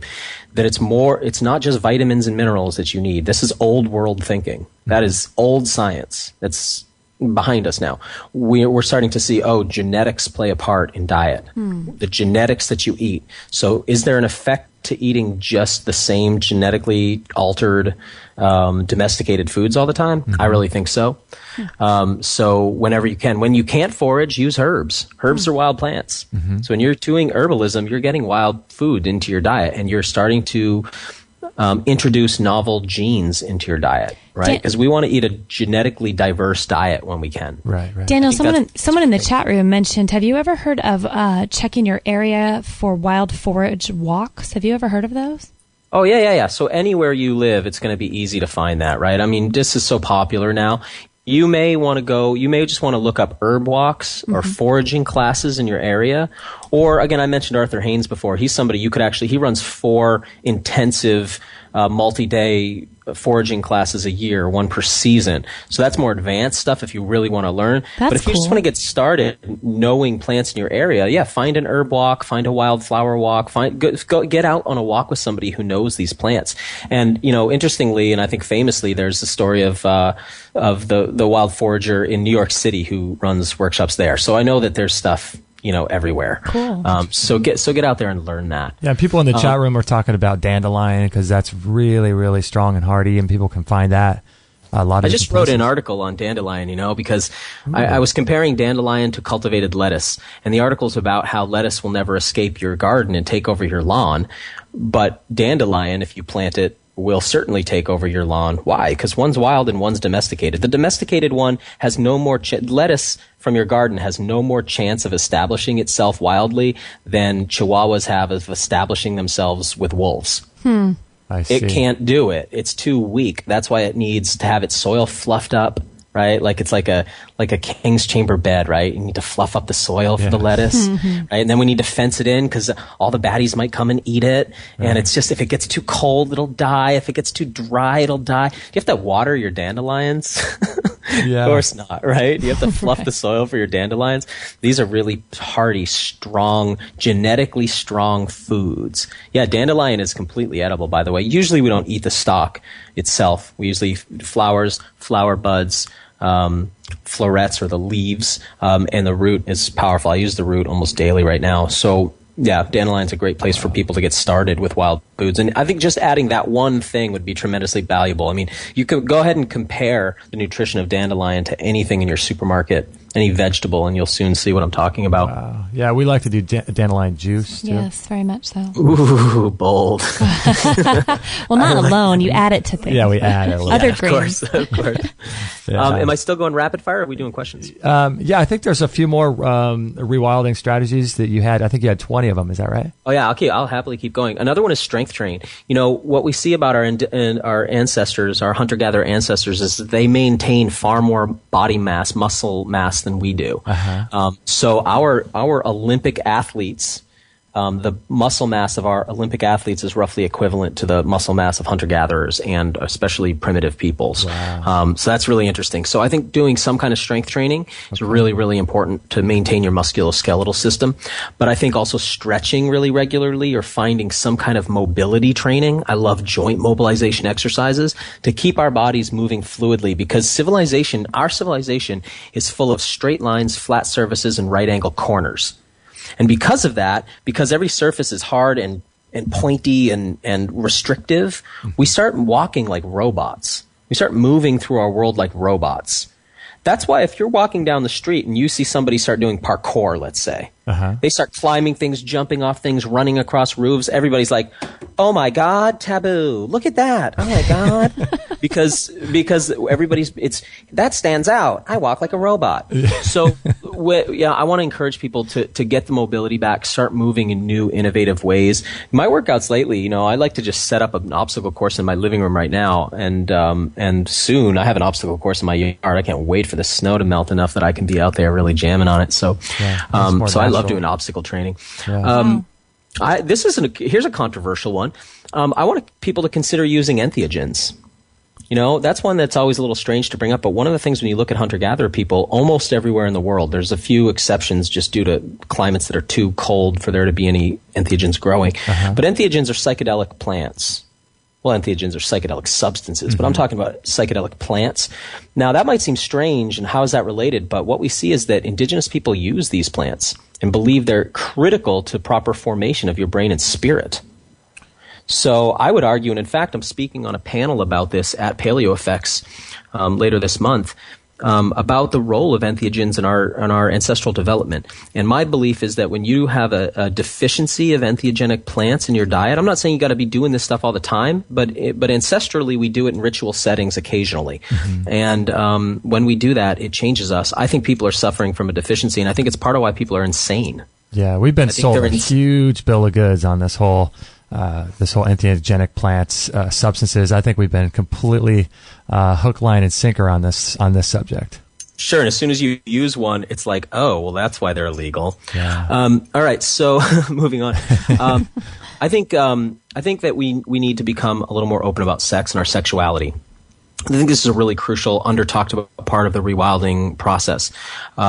We have so many sexual taboos and so many sexual restrictions, and keep in mind that over 50% of men in the United States have been genitally mutilated. Mm-hmm. Right? It's about 60% of boys right now have had their foreskins cut off while they were infants. We're just beginning to understand the long-term effect that this has on adult males, and their relationship to sexuality. But here's maybe what some people don't know. I'm just going to toss this in here. I don't have a lot of time to go over it, but you should probably know that Blue Cross was paying for clitorectomies up until 1977. Oh my gosh. Wow. So up until 1977, you could have your insurance remove your daughter's clitoris from her body. And it was only banned in the United States in 1996. Oh my goodness! Wow, that's so amazing. Because for some reason people love to differentiate female genital mutilation from male genital mutilation, as if the male one's okay, the female one's not.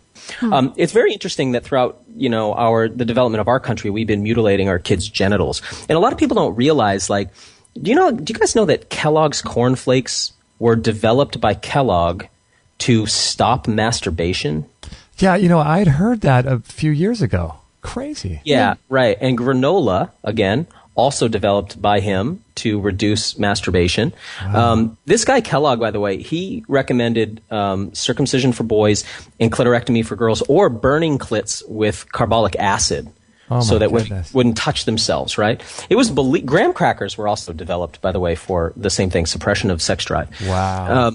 We have a really interesting history in this country that's sort of not really brought up too much anymore when it comes to what we did to people sexually, what we did with eugenics. But basically what we see is that civilizations like to try to control the sexuality of their citizens. Okay. And I think we haven't even begun to explore how, if we start to really dig into relationships, we'll find out that usually the ones that work are not as traditional as we think. But I think that this idea of lifelong monogamous partnership with one person, I think we need to really re-explore that. I'll leave it at that for now. Okay. I like it though. Use less soap. I think that's a really crucial thing. People have no idea what they're doing when they're covering their bodies in soap, and they're washing away the acid mantle of their skin, and they're creating a route for alkaline-loving pathogens to get in. So the acids on your skin are a crucial part of your body's defense system, and they are the life support system for acid-loving bacteria that live on your skin. So really important that we're not washing that away or changing the pH of our skin in a really dramatic way. If you're looking for how to get scrubbed clean, go ahead and use a skin brush in your shower. That's a much more effective method, and it's not changing the pH, it's just brushing away dead skin. Much more effective than using soap. And soap, I think we're going to see, humans just fell in love with chemicals, right? We just went through this chemical revolution. We fell in love with it. Get off the soap. I think it's a big deal. Go barefoot whenever it makes sense to, and when it doesn't, 90% of the time wear shoes that make sense for your foot. Okay. When I say make sense, I mean get away from the shoes that are shaped the opposite way of your foot, right? Pointy shoes are just not, feet aren't pointy. Here's number 16. Visit springs and drink freely from them. There's some great information emerging about the chemical makeup of water, and that water might not exist just in the H2O form, but it might exist in other forms as well, and likely those forms are more present at water as it comes to the surface of springs, and there's some enlivening quality to that water that's different than water that's been filtered or water that's been processed or water that's sat around. Check out my website, findaspring.com, so you can find a spring in your area. Here's another one. Get an ozonator or an ionizer for your house. It's going to start to make the air in your house a little bit more like the air outside of your house. Use a squat toilet. I'm so big on this. I've got a video on my website about that. But I really believe that it's important we start to actually defecate in an anatomically correct position. So, nobody sits on chairs to defecate except people in the West. And we have more rectal and bowel problems than anybody, more constipation than anybody. I mean, this whole idea of sitting on it, literally we call it the throne because there was a period of time where it was believed that you were sitting on, that the idea was that kings and queens got to defecate on a throne. And so eventually John Crapper developed toilets so everybody could have their own throne. But this actually puts our body in a disadvantageous position for trying to go to the bathroom. So if you don't have a squat toilet or don't want to invest in one, I don't know, stack some books up. But get something where you can actually squat up above the toilet or at least get your knees up higher. Here's another one. Learn to use a neti pot. That's a way that we can keep our sinuses clear. I've loved neti pots for a long time. That's where you're taking that looks like a little genie lamp, pouring salt water in your sinuses and draining it back out. There's again videos on my website. I love that practice, especially now that we live in, geoengineering land where all types of materials are being sprayed into the skies. That's a really great thing. And here's the last one. Take a survival skills class. This is huge, guys. Take a survival skills class if you haven't, because it's really important to learn what's essential to life. I love that. I love that. And plus, it's going to reconnect you with everything in nature. I mean, and really develop that whole idea of being grateful, for things in nature, right? Yep, and figuring out really how enmeshed you are in nature. It's just easy to forget where food comes from, where water comes from. It's easy to forget all this because in our homes, we don't see the source of anything anymore. Yeah. But when you get outside and do a survival skills class, it really does put you really in touch with what it means to be an organism, right? Because we almost think of ourselves as some kind of angel or some kind of computer program. We hardly think of ourselves as organisms. Right. Because organisms can't live in a vacuum separated from other organisms, but we act like we can, Right. So getting out there is really crucial. Do you yourself offer rewilding or skills classes? I do occasionally, but I don't have any scheduled right now. Mm-hmm. I'll be more on like a speaking circuit this year. Okay. But I do some things like that, and if people want to check the events on my webpage, you'll see an event that I have coming up this summer with some friends that is a Back to the Land workshop. Oh, nice. That. And also, I would encourage all of you guys to follow Daniel Vitalis on Facebook because as he was talking about the circumcision, it's hard for me to talk without this tooth, I tell you. He was talking about the circumcision. He recently posted a photo of the book, or one of the books he was reading recently about that. So you can keep up to date with all the stuff that he's doing on Facebook. And I would highly suggest I follow him on there, and it's just great to see your posts. And a while back, Daniel, you were talking about something that really piqued my interest, and I know we're kind of up against the clock, but you said something about sitting and how it, I forget the word you used, it basically shrinks your back to some degree? Well, the backside what happens is the musculature, particularly along the soleus and gastrocnemius, that's like the lower leg, back of the lower leg, okay. And then the hamstrings up to their attachment to your ischial tuberosity, that's your sit bone. Though that musculature becomes shortened because it's never being stretched fully. So what you see if you travel ever outside of the so-called, I'm sorry to say it this way, but we call it the first world, and we call, where those people closer to their indigenous roots, we call the third world. When you travel into the third world, so-called, you see that people sit in a squat that is absolutely mind-boggling to me. They sit on their heels flat, right? Heels are down on the ground, foot's flat. They sit down with their sit bones basically against the back of their ankles, and they can just sit like that for hours. Now, after 3 minutes, I'm starting to get like, I'm risking injury. I can make it 5 minutes, 10 minutes, but it's not comfortable for me. But that is actually the natural position that people sit in.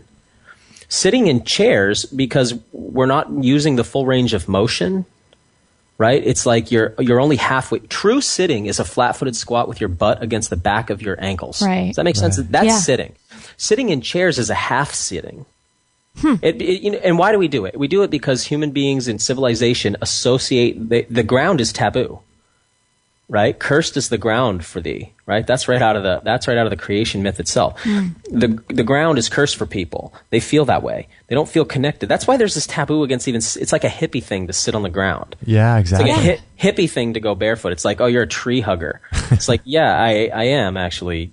Moron. Anyway, so the thing is that people are afraid of the ground. So this idea of sitting low to the ground is offensive to people. That's why you ever wonder, like, why do people's beds so high? I like to sleep on a short platform, so I'm always like, why do people have these like beds that are 4.5 feet off the ground. Right. It's because they're like, it's the ground is where all the creepy stuff is. Yeah. That's where all the natural wild stuff is. So yeah, of course, people like sit in this half-seated position. And over time, because when you're a kid, sitting in the squat's really comfortable. That's true. We see babies doing this all the time. We see kids doing this all the time. And when we travel, we see people who are adults doing this all the time. Even particularly, I find it interesting seeing really old, elders doing it. That's fascinating to me because in our culture, the older you get, the more decrepit your knees and hips get. Right. But when you get outside of our culture, you see that's not actually the case. Right. So again, and one of the reasons I love to promote the idea of the squat toilet is because for a couple of reasons. One, there's a ligament that wraps around your colon that prevents you, when you're in the seated position, from being able to have an effective bowel movement. But that ligament's loosed when we're in a full squat. So people are fighting their own body to defecate this way. Now, in the rest of the world, people defecate in the squat. And when they're in that, ensures that at least every day they're doing a full squat, right? Does that make sense? Right. So if you pick up this practice, that's a squat a day that you're doing. Yeah. Right? Yeah. That means that as you age, and if you continue to do that, you'll continue to be able to do that. Right. But what's happening to most people is the whole back body, and this is basically a muscular connection from the back of the skull to the base of the toes along the whole back of the body. That all gets shortened. They lose mobility, and they lose the ability to actually sit naturally. Wow, that's interesting. And so, Daniel, do you have a couple minutes to do a couple questions in the chat room? I'd love to. Excellent. We've got one here. Let's see. It's from... it's hard to say his name, but he asked about what are your thoughts on shungite for EMF protection? I personally haven't ever seen shungite's a mineral, a stone. Mm-hmm. There's some lore around it. It's a very black, kind of graphite-looking stone. Almost looks like I'd say it's like graphite, very light. And there's these stories about it being used on Russian submarines to, so they wouldn't be detected by sonar and all that. I haven't seen any substantiation in any of that. So if shungite works for EMF protection, I personally haven't seen anything that convinced me of that, but I'm not saying it doesn't. I just don't know enough about it to say yay or nay on that. Okay, cool. Okay. But I'll say this about anything people claim has EMF protection. If you put it on your cell phone and you still get a call, then it's not really blocking EMFs, right? That's true. Right. That's true. Pretty like much. This is from Diana at the beginning of the show, and I figure you're the right person to ask this to, considering the subject of taboo. She said, I don't know how to say this delicately, so I'll just put it out there. How do couples enjoy each other without ending up pregnant all the time? Birth control is so dangerous. Condoms are like taking a bath with all your clothes on, and natural family planning does not work. Ask my friend who's had 7 daughters. Love you guys all to the moon and back. Have been listening to Daniel since the very beginning of the raw food movement. Incredible to watch his quantum leap in knowledge. Oh, that's really awesome. This is a tough topic. I mean, Here's the thing. Human beings are made to have babies, right? And we're really effective at it. So the idea, now in nature, sex is not just for babies, right? Sex has got several roles. Sex is for making babies, procreation, but it's also for cementing social bonds, and it's also used to remove tension in groups. There's several roles that have been identified for sex. Now, we are trying to have sex without the baby component very often in our culture. Mm-hmm. Now, it's funny. You remember when they tried to push abstinence? Oh, yeah. Like, as if people are just going to not have sex, right? Right. Like, that just doesn't work, right? We're going to keep having sex, but we're not wanting the babies. Now, remember, the overpopulation is coming from food, not the sex, right? People are just having the same amount of sex. Uh-huh. The problem is there's too much food. To try to separate baby making from sex is really, really difficult. Very, very difficult. That's why there are no good options, because we're designed to make babies. For me, the most effective thing is is you and your partner together learning the woman's rhythm of ovulation. Mm-hmm. Now, I know what she's saying. Natural planning doesn't always work. I would say there are people who get pregnant really easy and have really unpredictable cycles. So this doesn't work for everybody. For me, what works is knowing when my partner is ovulating. And there's lots of little tricks that you can learn from the quality of secretions that come out of her vagina to what her cervix looks like. And eventually, I know my primary pair bond is with somebody who knows when she's ovulating, and we're able to count her days and her cycles, and we know when she's more likely to get pregnant or not. That method is the most challenging method. So people obviously that's why they like a pill or a shot or a device implanted in them. Yeah. But those things all have consequences. But the problem is it's so unnatural to try to separate childbirth from sex that Of course we want the social bonding component of it. So abstinence isn't the answer. But yeah, condoms, the effectiveness of that long term for couples, not real high. Intrauterine devices have some problems with them, but are probably better than birth control pills. But this is a really interesting subject, maybe something we can discuss more in the future, because, the fact that people are trying not to have babies means that women are having way more menstrual cycles than they ever had naturally. Way more than they ever had naturally. How can we even talk about a natural menstrual cycle? We're not even seeing them. Women would be pregnant or lactating most of their lives after they were sexually mature in nature. Wow. So that's a fact that's well observed. So we haven't even begun to scratch the surface of natural sexual health in our culture. We don't even know really where to start. But I wish I had an easy answer for you. Yeah. Sure. One thing to look at, I'm hesitant to say this, but a person can learn to use vitamin C like a day after pill. Uh-huh. That large doses of vitamin C. I'm not promoting that, but I know that works. I'm not promoting it, but I'm also not discouraging it. Okay. And then there are herbs that do have some effectiveness. So women can learn about herbs they can take within the first few days that can help to get them shedding their lining in any possible conception. And there are herbs like wild carrot seed, which is reputed at least to stop, in some cases or most cases, the implantation of a zygote in the uterus. So that can stop implantation. And one other one, I know a lot of people, though this isn't something I've really done, I know a lot of people who use neem oil very effectively as a spermicide. So I know people who used it almost 10 years exclusively as a spermicide, and that was very effective for them. So those are a few things that you can look at. Interesting. Wow. Okay, Very that's interesting. That's great. That's going to help a lot of people. And we'll do 2 more questions because I know you're busy. And I really like, by the way, what you said about that, because essentially the idea, in the same way that you were talking about this taboo of the ground, not being connected to the earth, it's the same thing with this, is we're not being connected to our cycles and really digging in and learning how our bodies work. And so I really like what you said there. Although it's the most difficult, learning the cycles of the body, I think, is most imperative. So we got one last question that I'm going to read from Jeff, and he says, can you ask Daniel if he knows where we can find info on how natives lived on our continent, their daily lives or rituals, just the overall how the natives lived here? Is there any books that you know about that? I don't have a book to recommend. One of the challenges with a lot of the books about, there's a book I really like called Tending the Wild. Okay. That I'll recommend. That's mostly about California natives and how they were living in harmony with their landscape.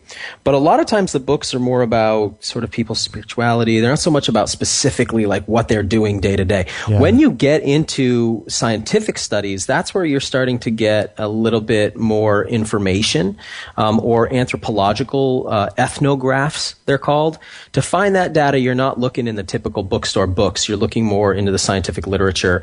I'd recommend Google Scholar and start looking at actual surveys and ethnographies of native people. So get on Google Scholar and just start searching for what you're looking for there. You get much more effective sort of finds.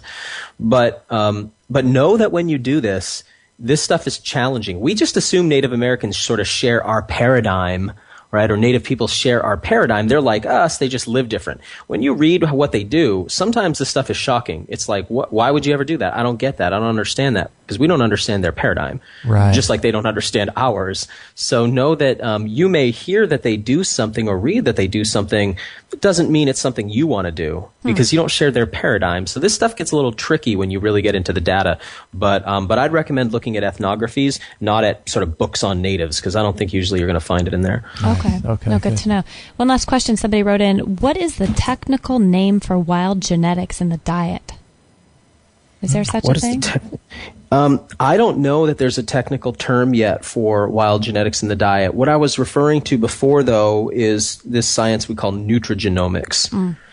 So nutrigenomics looks at the effect of food on our genes.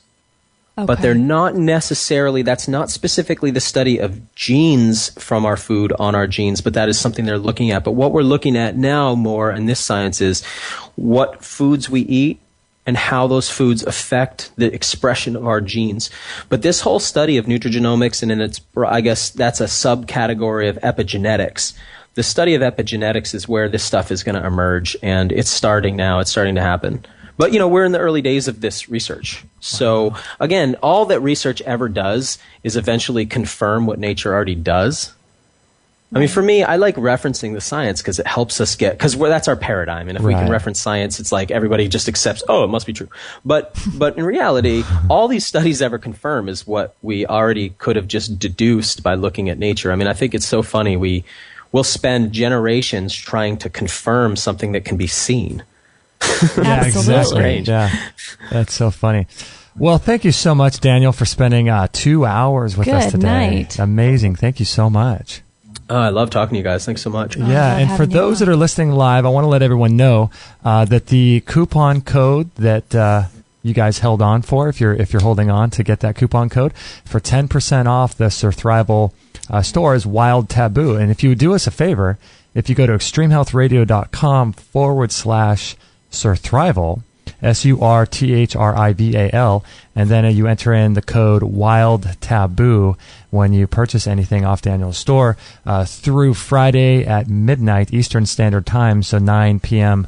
Pacific. You'll get 10% off the entire order. So that's really, really cool. Well, let me just say, I'll be watching. So if I see that coupon code come through and you didn't go through their link, I'm going to know you're being cheap. Know that, just in a nutshell here, my product line is designed around this idea of awakening and rewilding your genetics, rewilding your body. So every product on there in some way contributes to helping people become more of their natural self. And that is the mission behind the product line. I love that. And people can go on your website and check out all the videos too if they're unsure about whether or not you want to purchase something. You have some great videos. So I want to thank everyone for joining us live and being in the chat room. I really appreciate it. It's been an amazing time. We're going to sign off the live show with Daniel Vitalis. And they can continue talking about all the stuff in the chat room in the forum. So head on over to the Extreme Health Forum. That's right. I forgot to mention that. Because there's a lot going on in there. There's a lot going on in the chat room. So if you are listening live and want to join the forum, please go over there, sign up for a free account, and continue the discussions about everything Daniel was saying. And thanks so much for listening, and we'll catch you on the next episode. So thanks, Daniel, man. That was awesome. Hey, you guys. Thank you so much. Have an awesome day out there. Thanks, you too. All right, ciao. Bye-bye. Wow. So what do you think about Mr. Daniel Vitalis? Just when you think you could run out of conversations, it brings up Monopoly. That's right. Monopoly. Foraging. Space mushrooms. Water springs. Not today, space mushrooms. Yeah. Ayahuasca. All these crazy things, right? Oh, man. The vast knowledge of Daniel Vitalis' mind just blows my mind. It's amazing because of, he's probably, perhaps younger than a lot of people listening, but is incredibly gifted, incredibly great speaker, incredibly smart. Yes. And where he gets his information, I don't know. Maybe he's tapping into some sort of other dimensional beings or something, but he's a pretty fascinating guy. The pine pollens exposed him to working wonders on his brain, huh? Pretty much. Yeah, that was a lot of fun. Yeah, that was a lot of fun. And if you want to jump on over to the forum and talk about any of the 20 or so rewilding tips that he gave, I thought those were really interesting. Or absolutely any of the things he was talking about. We barely even got into the sex, drugs, and rock and roll and how that correlates with human domestication. But if you'd like to, jump over to the forum and do that, I'll be starting a thread here pretty soon, which should be linked to on this episode, which is 226.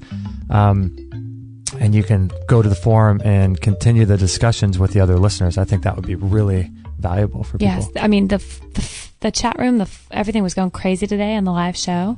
My gosh, I really highly encourage people to go over there and jump on board because there's some awesome people know such amazing. It's not just Daniel. I mean, Daniel's kind of a spearhead and all this, but I mean, people were sending each other back and forth video clips, book references. I mean, there was a lot going on that we could all learn a lot more from and go way into more detail about a lot of this stuff. So. Yeah, it's really, really cool.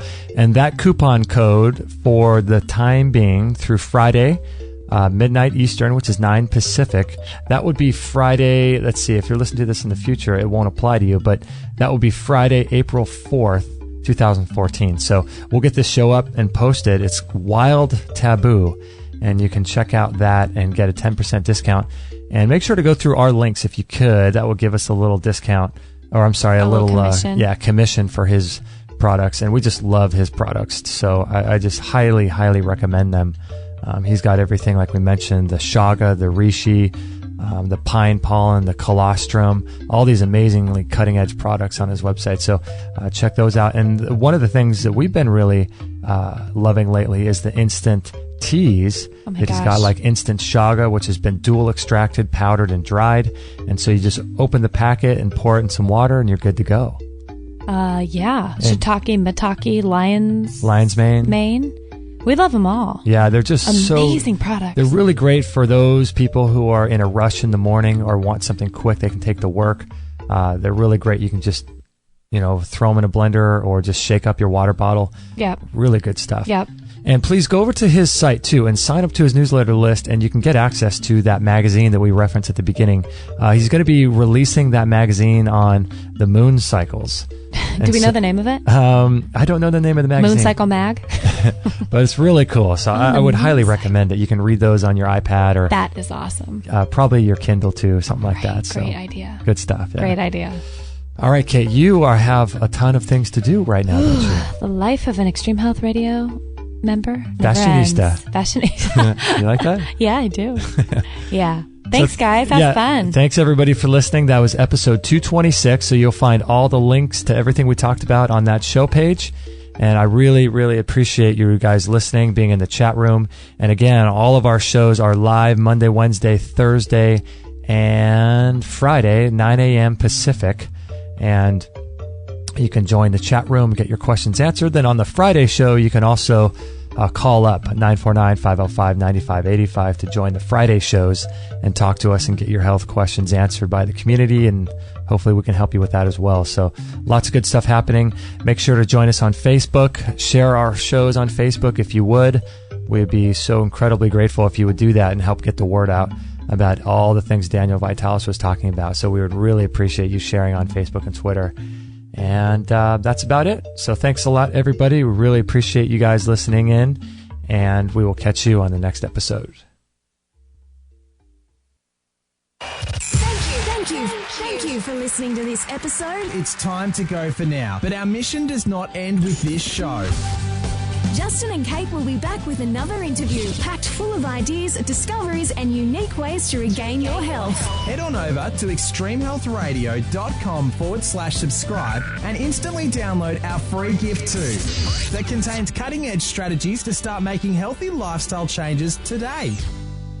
No material on this blog is intended to suggest that you should not seek professional medical care. Always work with qualified medical professionals, even as you educate yourself in the field of live food nutrition and alternative medicine. I'm not a doctor, nor am I offering readers or listeners medical advice of any kind. None of the information offered here should be interpreted as a diagnosis of any disease, nor an attempt to